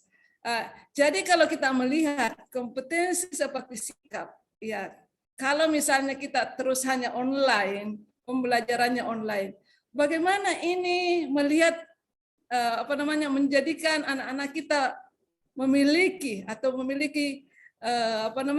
kompetensi keagamaan yang baik, kompetensi sosial. Ya, kalau misalnya kompetensi keagamaan, kita mau melihat bagaimana caranya. Misalnya kalau kita ketemu anak-anak kita ya yang mungkin ini selama pandemi ini lebih dari 2 tahun ini sudah mahasiswa saya tidak banyak saya kenal. Saya kemarin ketemu mahasiswa saya mau melepaskan untuk pergi tour. Siapa ini saya tidak kenal. Padahal sudah beberapa kali, beberapa semester saya ajar. Kenapa beda? Beda dengan apa yang kita kita hadapi di layar seperti ini, beda dengan kalau kita offline di kelas. Bagaimana juga kita mentransfer nilai-nilai. Itu agak susah karena kalau misalnya anak-anak mungkin tidak serius mengikuti pembelajaran di dalam Zoom seperti ini, atau apalagi kalau misalnya tidak melakukan Zoom hanya WA, anak-anak mungkin belajarnya sambil tiduran, hanya buka satu kali sudah itu ya pergi tidur atau apa, karena mungkin kita bisa melihat mungkin orang anak-anak di rumah kalau belajar mungkin ada yang sudah dibuka layarnya, sudah dibuka absen, sudah absen, dia pergi tidur kembali. Itu dan itu memang jadi untuk transfer nilai-nilai, untuk transfer misalnya nilai-nilai keagamaan itu agak susah.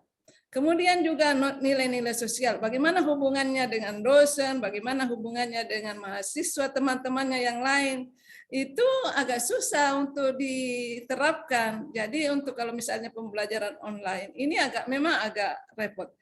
Kemudian ya kalau pengetahuan mungkin oke, anak-anak bebas mencari pengetahuan apa. Tetapi kalau mau kita lihat, apakah anak-anak kita biarkan saja pengetahuan apa yang berharga buat mereka, apakah kita juga perlu menyampaikan, kan ada nilai-nilai yang pengetahuan yang mungkin kita sebagai pengambil kebijakan atau sebagai guru atau sebagai dosen, kita mau ini memberikan pengetahuan ini kepada anak kita, tetapi mungkin kita anggap ini benar, dan saya kira itu tidak bisa hanya siswanya yang hanya memilih.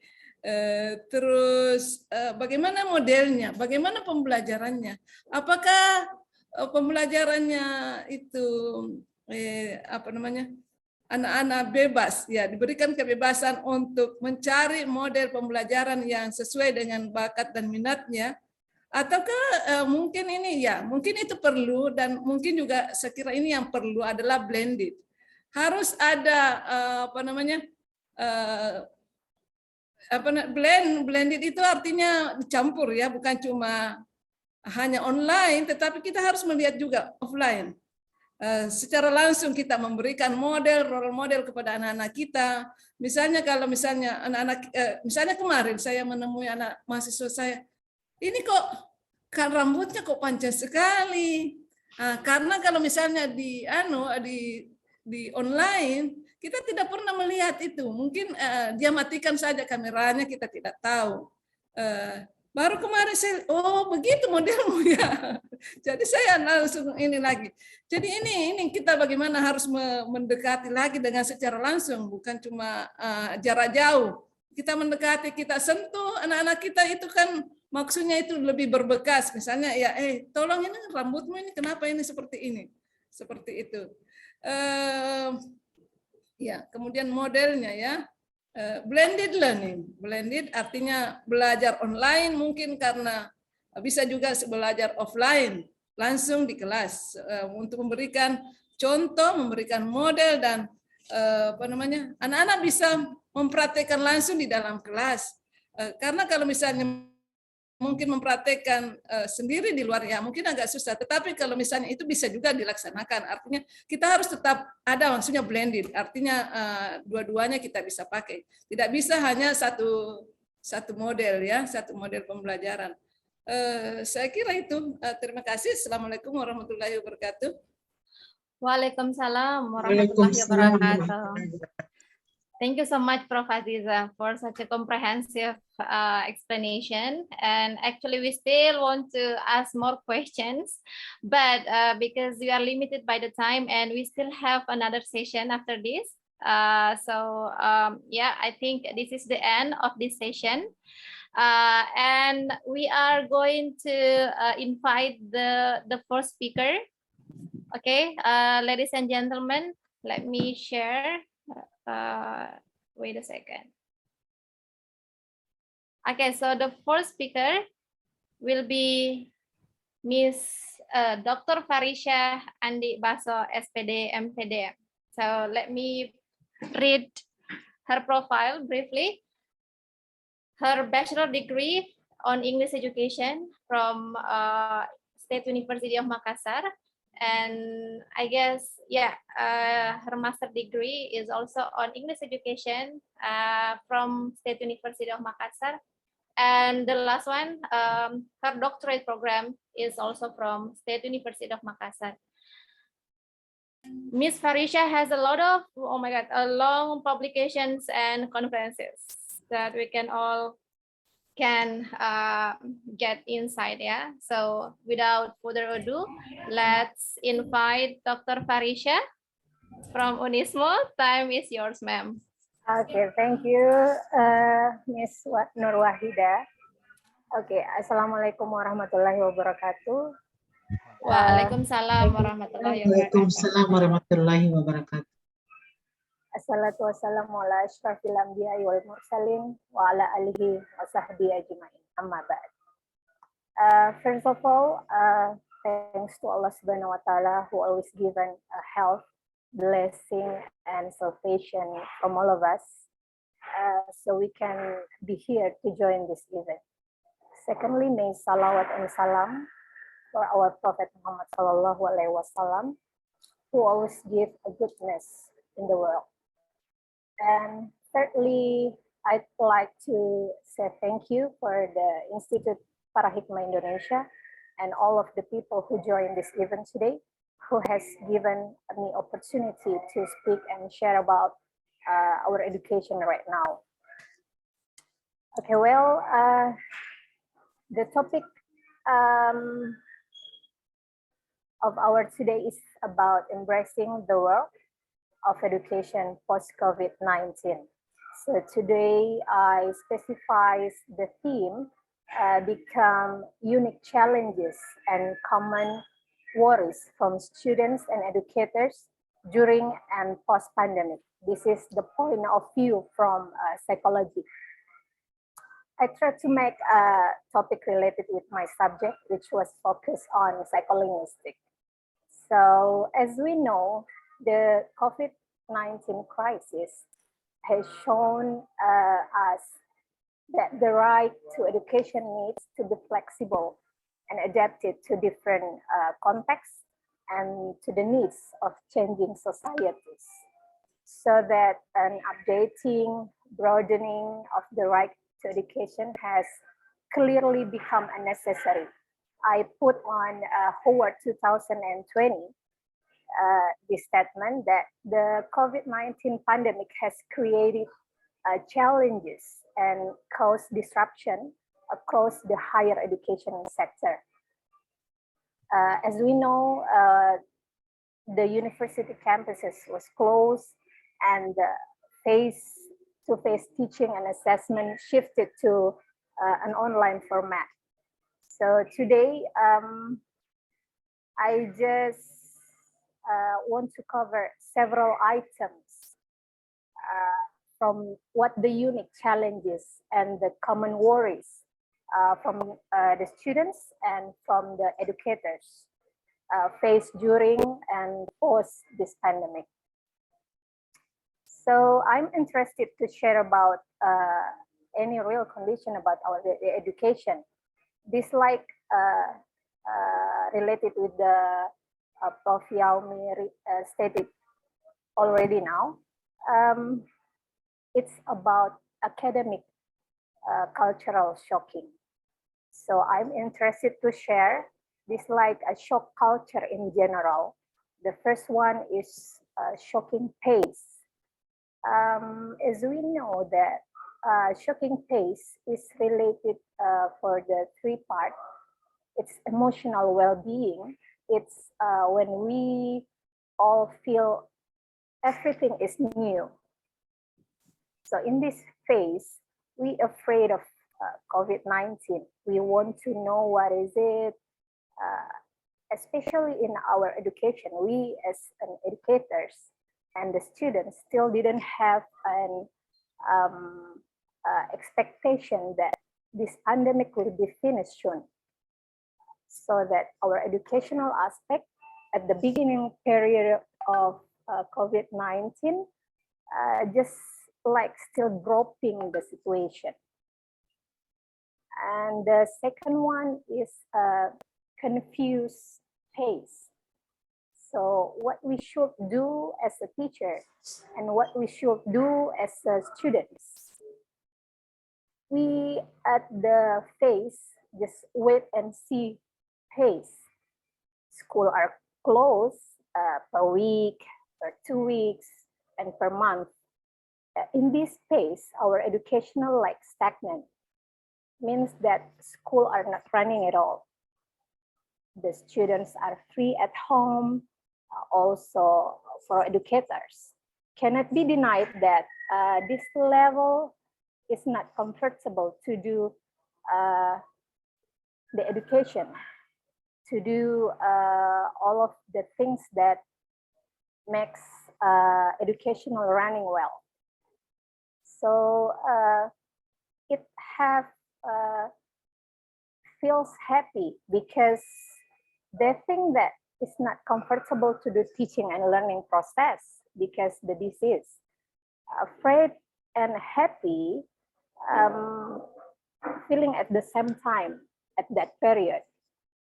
So after several times, school are closed. The government had a policy to start this teaching and learning process in the online system. So we shifted in online format.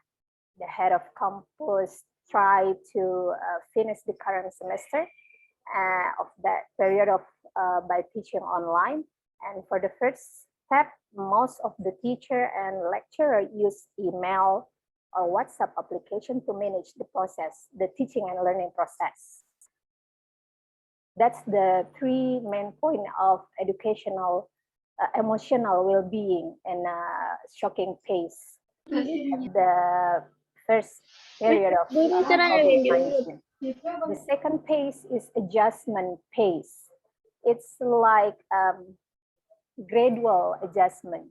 So in this pace, we subjective. It can be longer or it can be faster. It depends on person.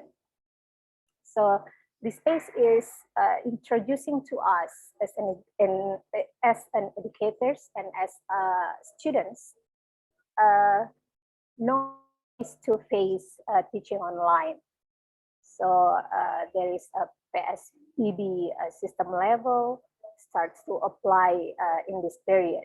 So also the teacher and the students use email, WhatsApp, application, Zoom, Google Meet to teaching and learning process.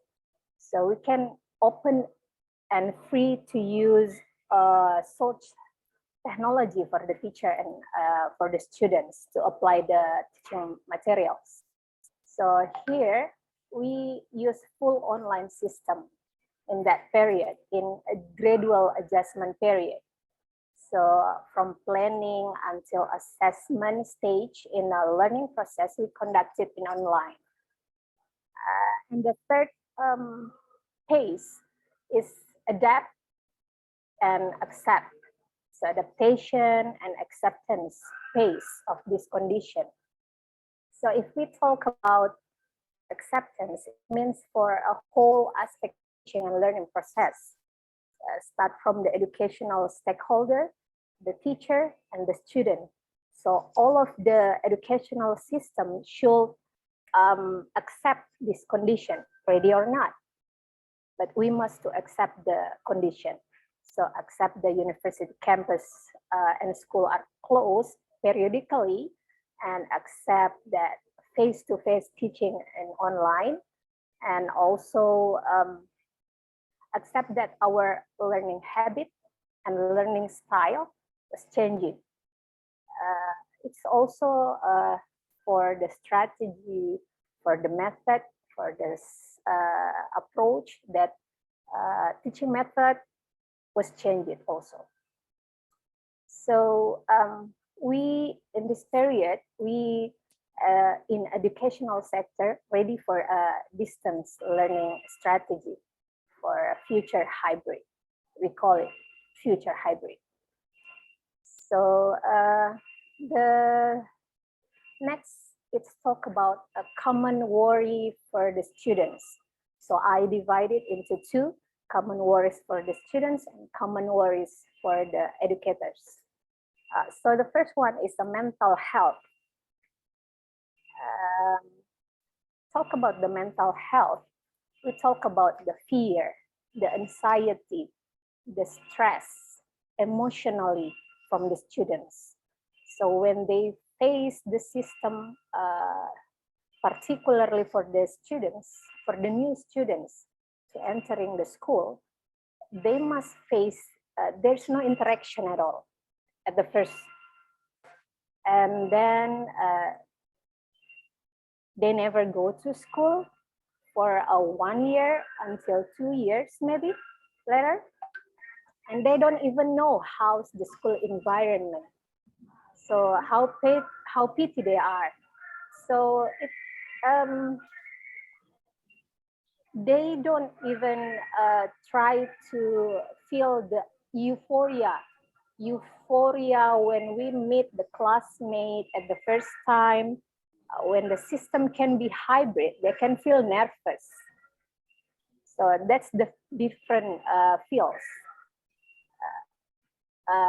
They even know when the system can be hybrid, they can feel nervous. They can feel anxiety also when they will meet and make interaction with the teacher and classmate at the first time when the offline system.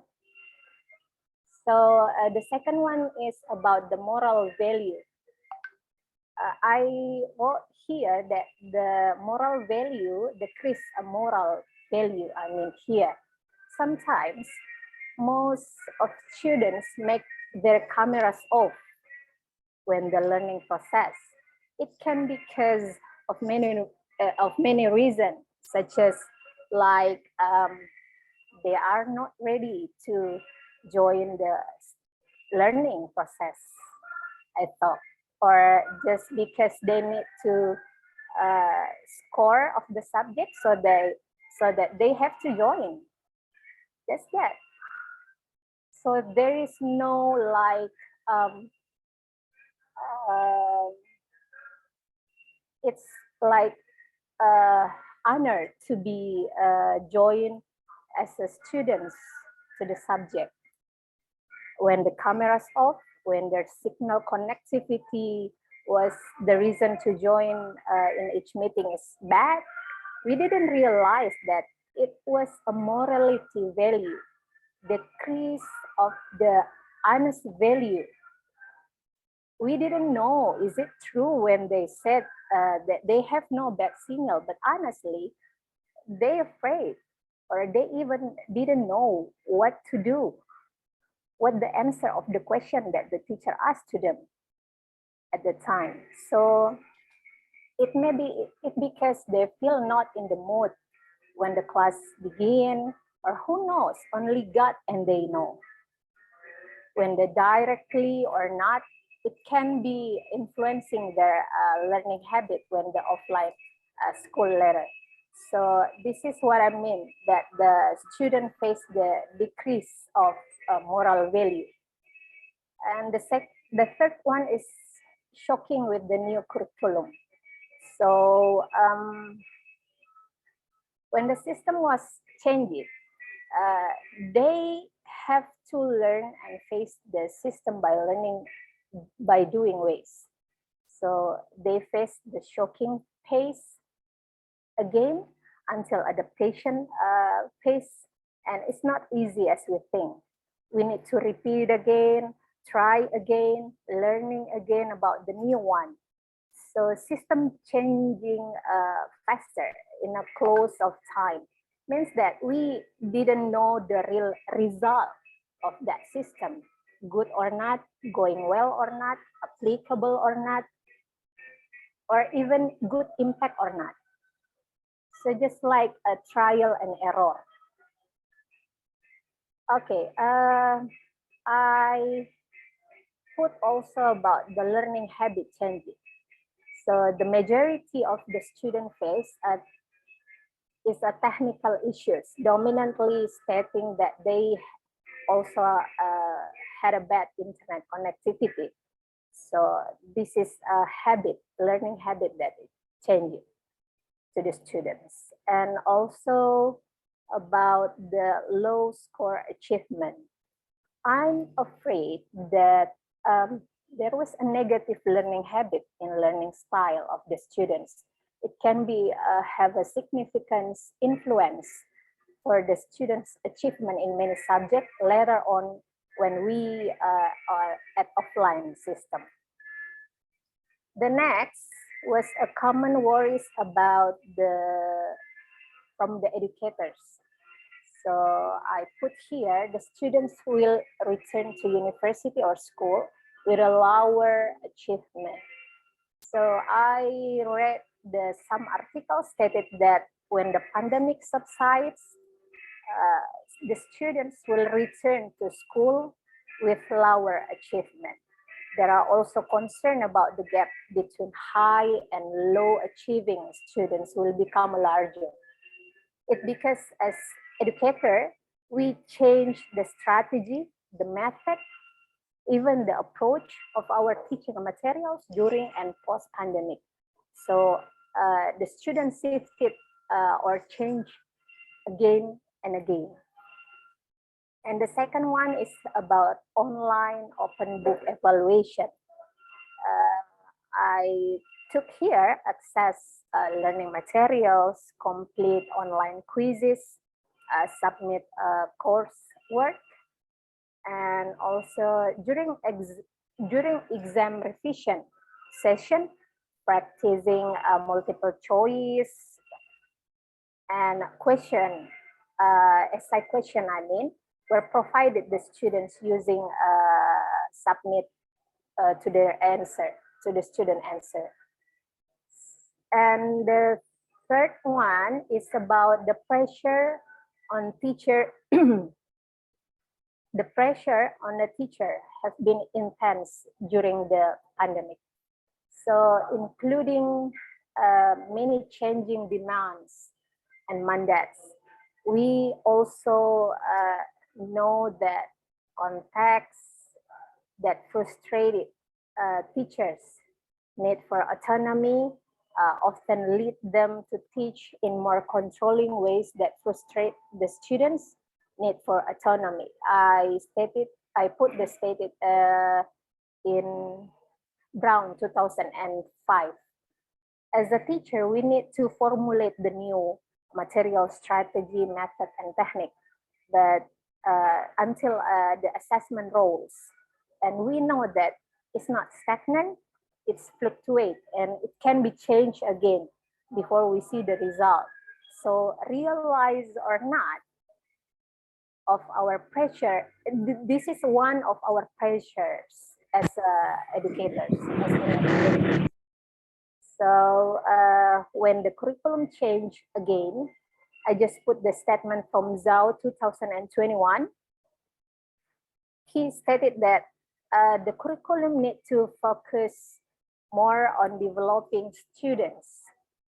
So curriculum is a developmental, personalized, and evolving pedagogy that is a student-centered, inquiry-based, authentic, and purposeful.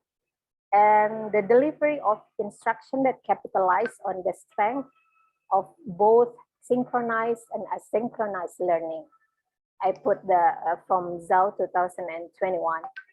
So the curriculum and approach need to be changed, and it must be focused on to develop the student achievement or student skill.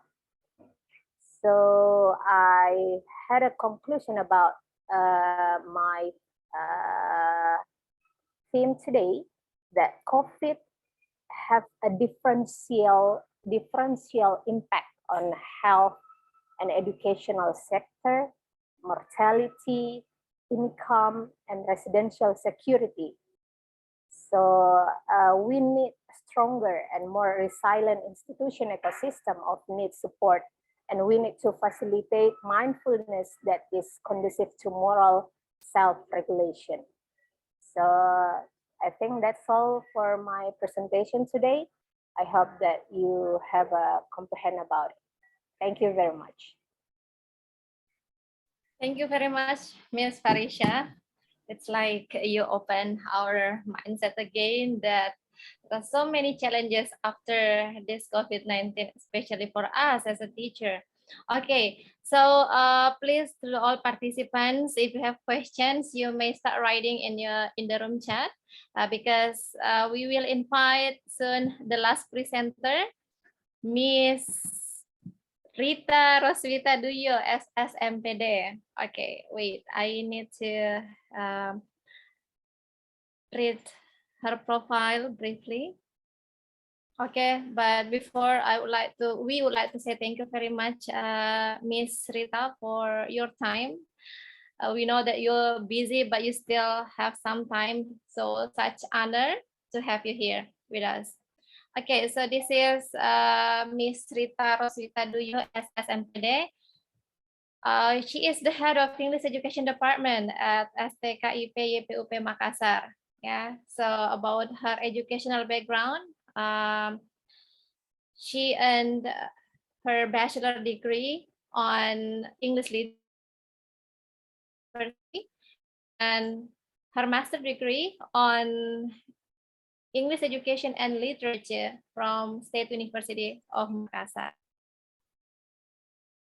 Okay, Miss Rita, without further ado, time is yours, please. Yeah, thank you very much. Time for me.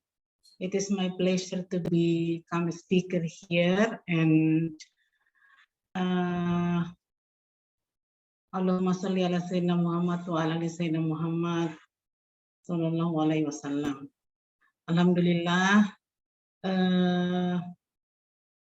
our time today, the pandemic is slowly become lower and lower, and today we are talking about the embracing the world of education post COVID-19. Let me show my slide, the Nurwahida. Can you share it, ma'am? Or would you like me to share it for you? Yeah, let me show my slide. Okay. I have the slide. Okay. I think you can share it, ma'am. Let me check. Untuk kembali ke yang ini. Ini kah? Oh, tidak ada. Okay.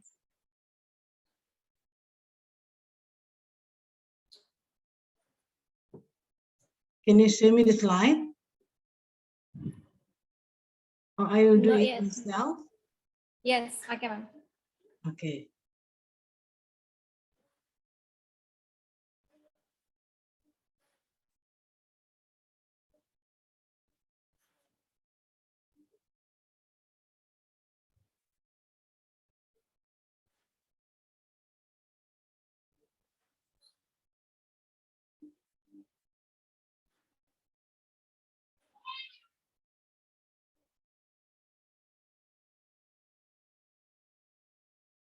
Okay, Dewahida, you have my slide? Oh, wait, ma'am, wait a second. Okay, can you see? Oh, sorry, not this one.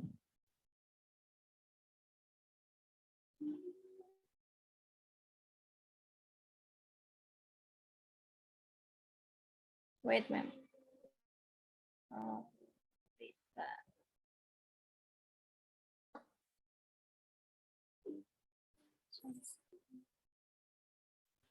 okay, there you go.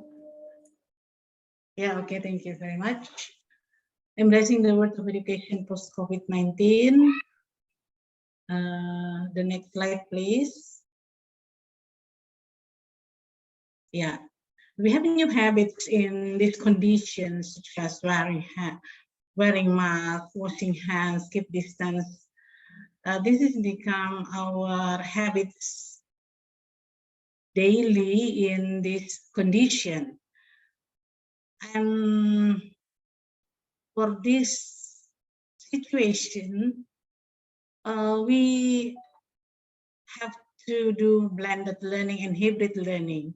Blended learning have already discussed by previous speaker from me, by Prof. Aziza, by Dr. Dina, and by Dr. Parisaya tadi sudah ada disebutkan.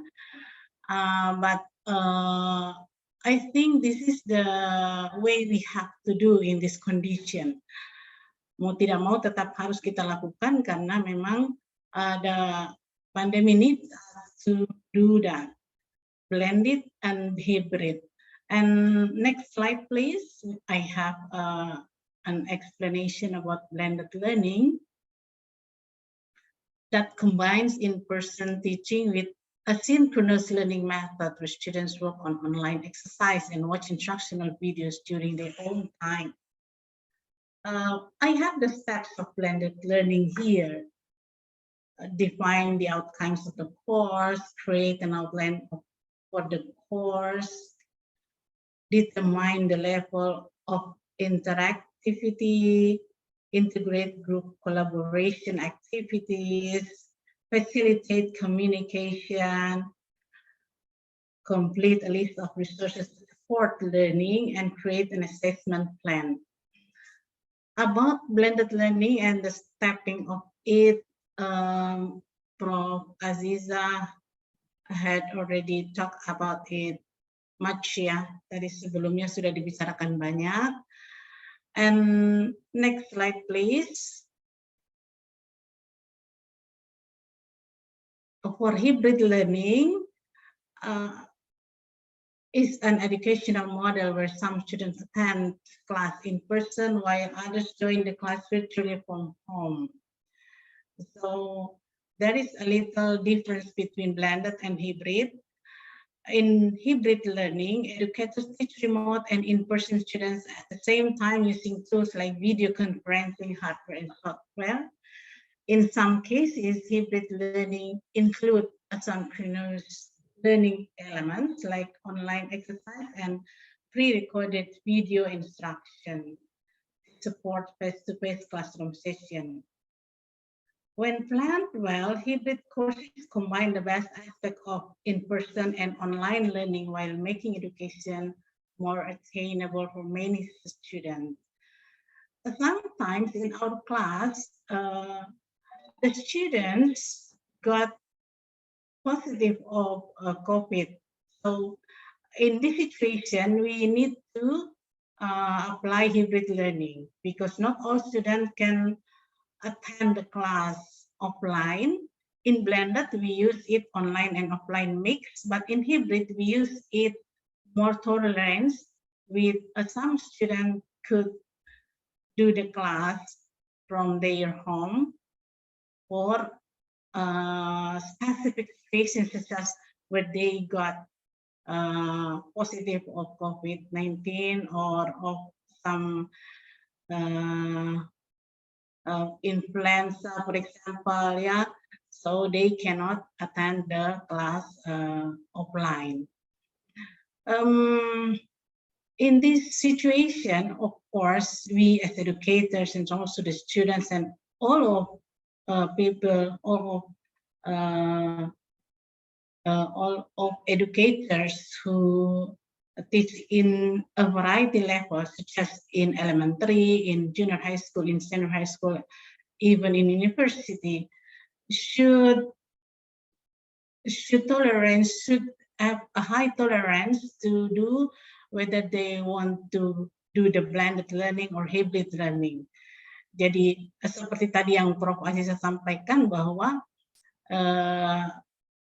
dan yang Dr. Dina sampaikan bahwa tidak ada yang menjadi the best methodology in teaching, tapi we should follow the condition. Kita mengikuti situasi seperti apa, dan pada situasi seperti itulah dibutuhkan the creativity of the educators.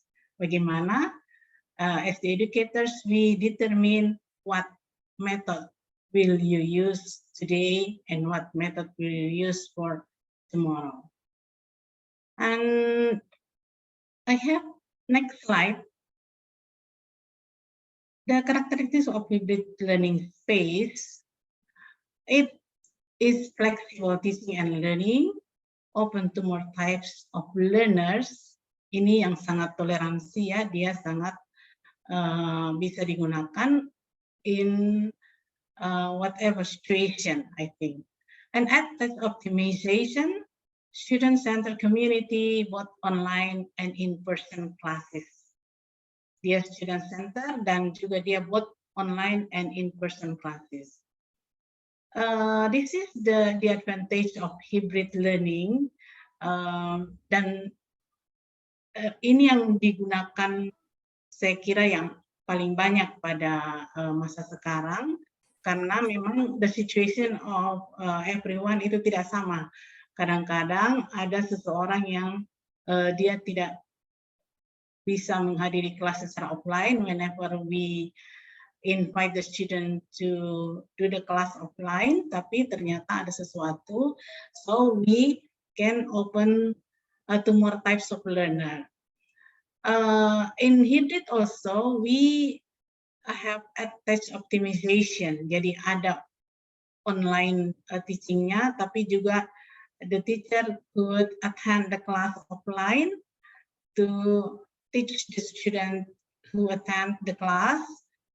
Tapi pada saat yang bersamaan juga kita bisa melayani student yang tidak bisa hadir di kelas karena sesuatu hal yang tidak memungkinkan. So ini sangat fleksibel, flexible teaching and learning. Okay, next slide please. And finally, the strategy planning by government, I think, and also the government had already done it 50% more, that they should monitor and arrange a data analysis and regularly monitor the situation of post-COVID-19 and provide data through an interactive map online, mapping in education sector, organization and coordination of learning schedule and platforms, new tools for assessing quality of education, sharing of best practices to enhance the integrity of assessment, and post-COVID strategies to regain lost instructional time. Pada peralihan from before COVID, jadi sebelum COVID to enter the COVID itu kan ada waktu-waktu yang hilang ya, waktu itu sebelum kita memasuki online class itu ada some time and some instructional time yang hilang itu. Maka the government should arrange or should do the platform of post-COVID strategies to regain. I think it's enough, yeah, because the previous speaker had already talked much about the education world in post-COVID-19, and me as the last speaker, could show the conclusion of all topic that discussed by the previous speaker. And thank you very much for the time. Alhamdulillah, mudah-mudahan pertemuan ini bisa menjadi berkah bagi kita semua dan semoga bisa bermanfaat. Terima kasih untuk semuanya. Assalamualaikum warahmatullahi wabarakatuh. Waalaikumsalam warahmatullahi wabarakatuh. Thank you very much, Miss Rita, for your comprehensive explanation. So, dear participant, finally we come to the Q&A session. And okay, so if you want to ask question directly, please give some sign. Please raise your hand. Okay, again from Nora. Thank you so much, Nora. This question is to Ma'am Farisha. So, Miss Farisha, the question is, what are the difference between shocking pace and confused pace? Katanya, Ma'am. Jadi ada dua fase yang ditanyakan, perbedaannya antara shocking and confused pace. Dari Nora. Thank you, Nora. Okay, thank you, Naura. The question is about what the difference between shocking pace and a confused phase. I took here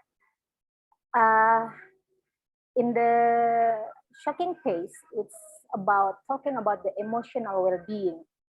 So everything, every feelings that we had, that we feel everything is new. So that's the shocking phase. So we just like a shock when we meet we afraid that the COVID-19. What is it? We just already know in the maybe the television or the other media, but we want to know what is it. If we relate it with the education. As educators and as students, we still didn't have an expectation when the pandemic will be finished soon in that period. So it's when the new one come to us, like, is it, we feel shock, we feel that emotional, anything, emotional well-being, feel everything is new. It's that the shocking and the confused pace related again with the education. So what we should to do as a teacher and as students, we just wait and see. We don't know. We confused about what should we do. What should we do as a teacher and what should we do as students? We just need just wait for the government policy about our educational when we start the online formats or offline formats. We just wait. We just wait because at that period in 2019 and at the beginning of 2020, that's the beginning of COVID-19. As we know, so we didn't know. We just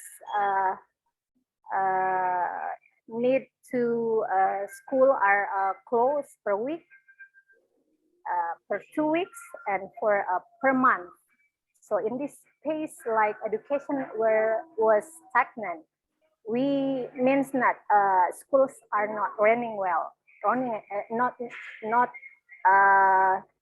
running at well, so means that the students free at home. So we confuse what we should do as educators and also as students. That's the different ways, because the shocking pace is feel everything that is new from us. Naura, you can got the point that what I mean about the difference between a shocking pace and a confused pace? Laura, do you have still, you want to comment, Laura? I hope that she Yeah. is satisfied Yeah. with my answer. Yeah. So the I second think so. answer, I guess we move to the next question. Yes, the next question, ma'am, this is from Sujaryati. Yes. Which, from all the aspects that you mentioned earlier, which one is the most crucial, do you think, that we face in learning? Yeah. It's a really interesting question, I guess.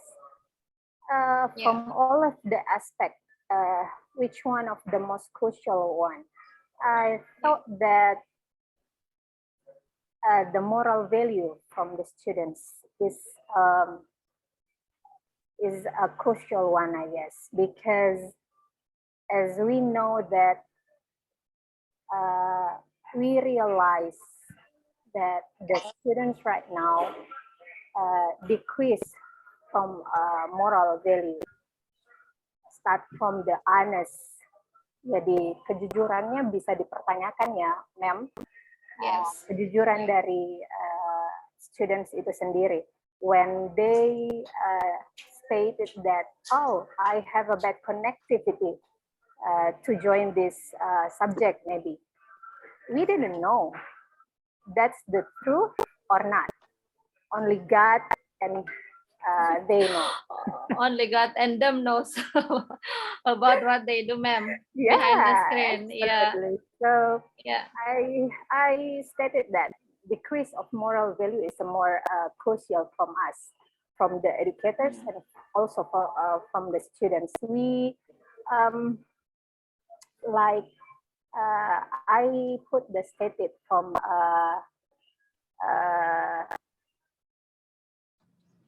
Syekh Abdul Qadir Jailani. He stated that aku lebih menghargai orang yang beradab daripada orang yang berilmu. Kalau hanya berilmu, iblis pun lebih tinggi ilmunya daripada manusia. So this is what I mean, that morality is really a crucial one. Okay. Wow.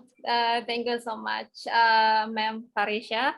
And I think for the last question to what about Sujaryati? Are you satisfied with the answer? Mantap, Ma'am Farisha katanya. Thank you, ma'am. Thank you, ma'am. Okay, and the last question, I guess this is from Farah Anastasia to Ma'am Rita. Well, this is the question, ma'am. What is student-centered community? For what course it can work effectively? Oh yeah, student-centered community, ma'am. Yeah, thank you. I have that point in student-centered community. Yeah, in student-centered community, it's the community that cited student at the center. Jadi dalam poin pembelajaran yang menempatkan siswa sebagai center itu, maka the educators or the teacher, the lecturer will not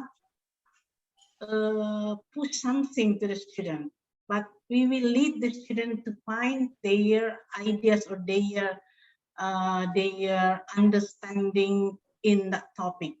Jadi kita tidak langsung memberikan bahwa barang ini adalah ini, tapi kita we lead the student, kita tuntun mereka dengan pertanyaan-pertanyaan, dengan berbagai teknik dan pendekatan, so the student can find by their own self. Nanti mereka akan menemukan, misalnya kita tanyakan, for example, in the subject of literature, misalnya ya, English literature, for example. Kita akan tanyakan, have you ever watched a drama in modern drama?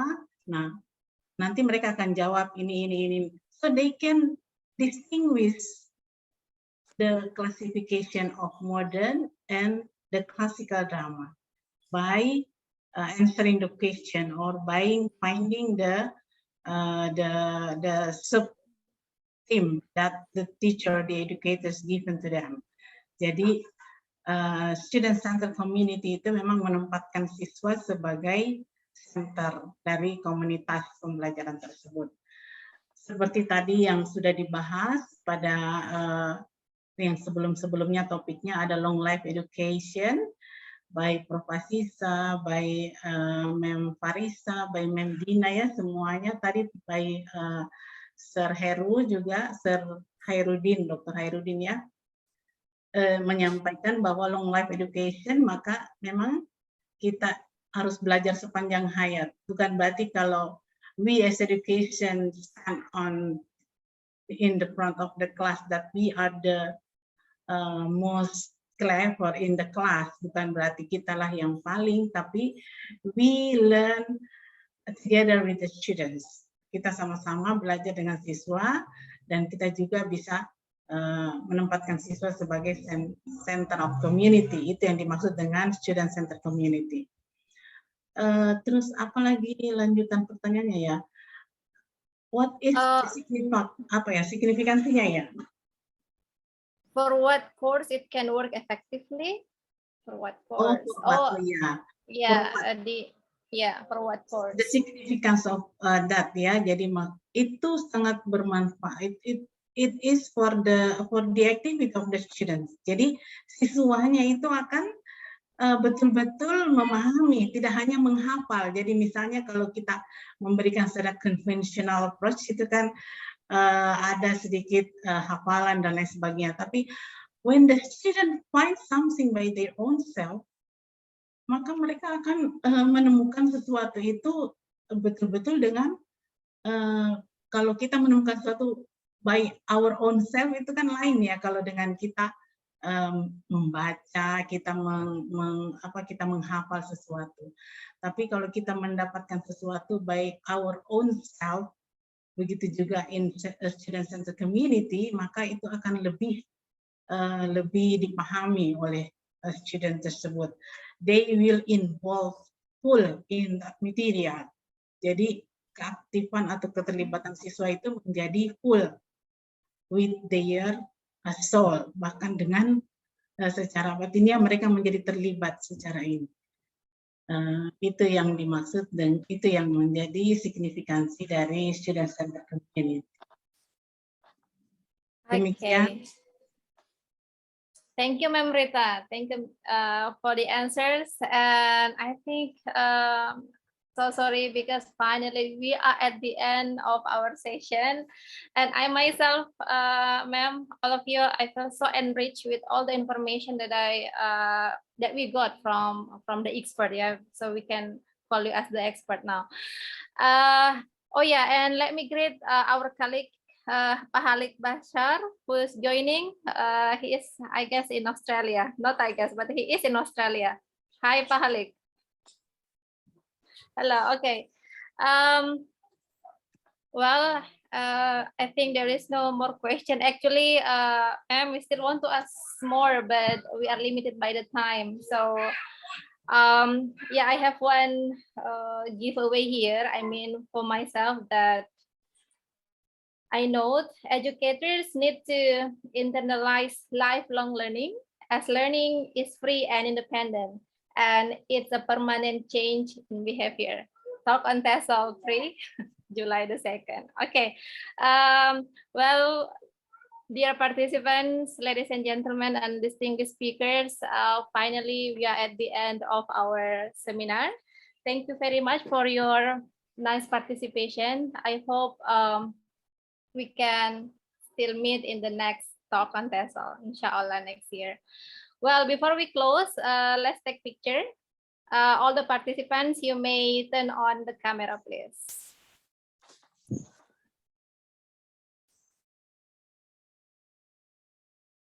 Thank you. I think we have a lot of participants, not only from Indonesia, but also abroad.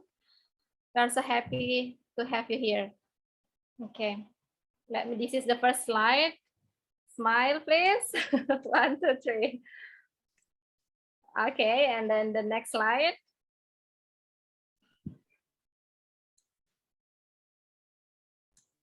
Oh yeah, and the last one. Okay. Done. Okay, dear participants, ladies and gentlemen, thank you very much again, and let's close this seminar by saying Hamdallah. Alhamdulillahirabbil alamin. Thank you very much. Wabillahi taufiq wal hidayah. Assalamualaikum warahmatullahi wabarakatuh. Waalaikumsalam warahmatullahi wabarakatuh. Prof. Ma'am Farisa. Thank you, bro. Thank you, Thank ma'am. you, Prof. Thank you, Ma'am Farisa, Ma'am Dina. Ma'am Dina. Thank you. Thank you, Prof. Aziza. Thank you, Karya, Kak Farisa, De Amina. Thank you, ma'am, for the valuable knowledge. See you next time. See you. Inshallah. Yeah, so we will share the material and the certificate after 2 or 3 days. Okay.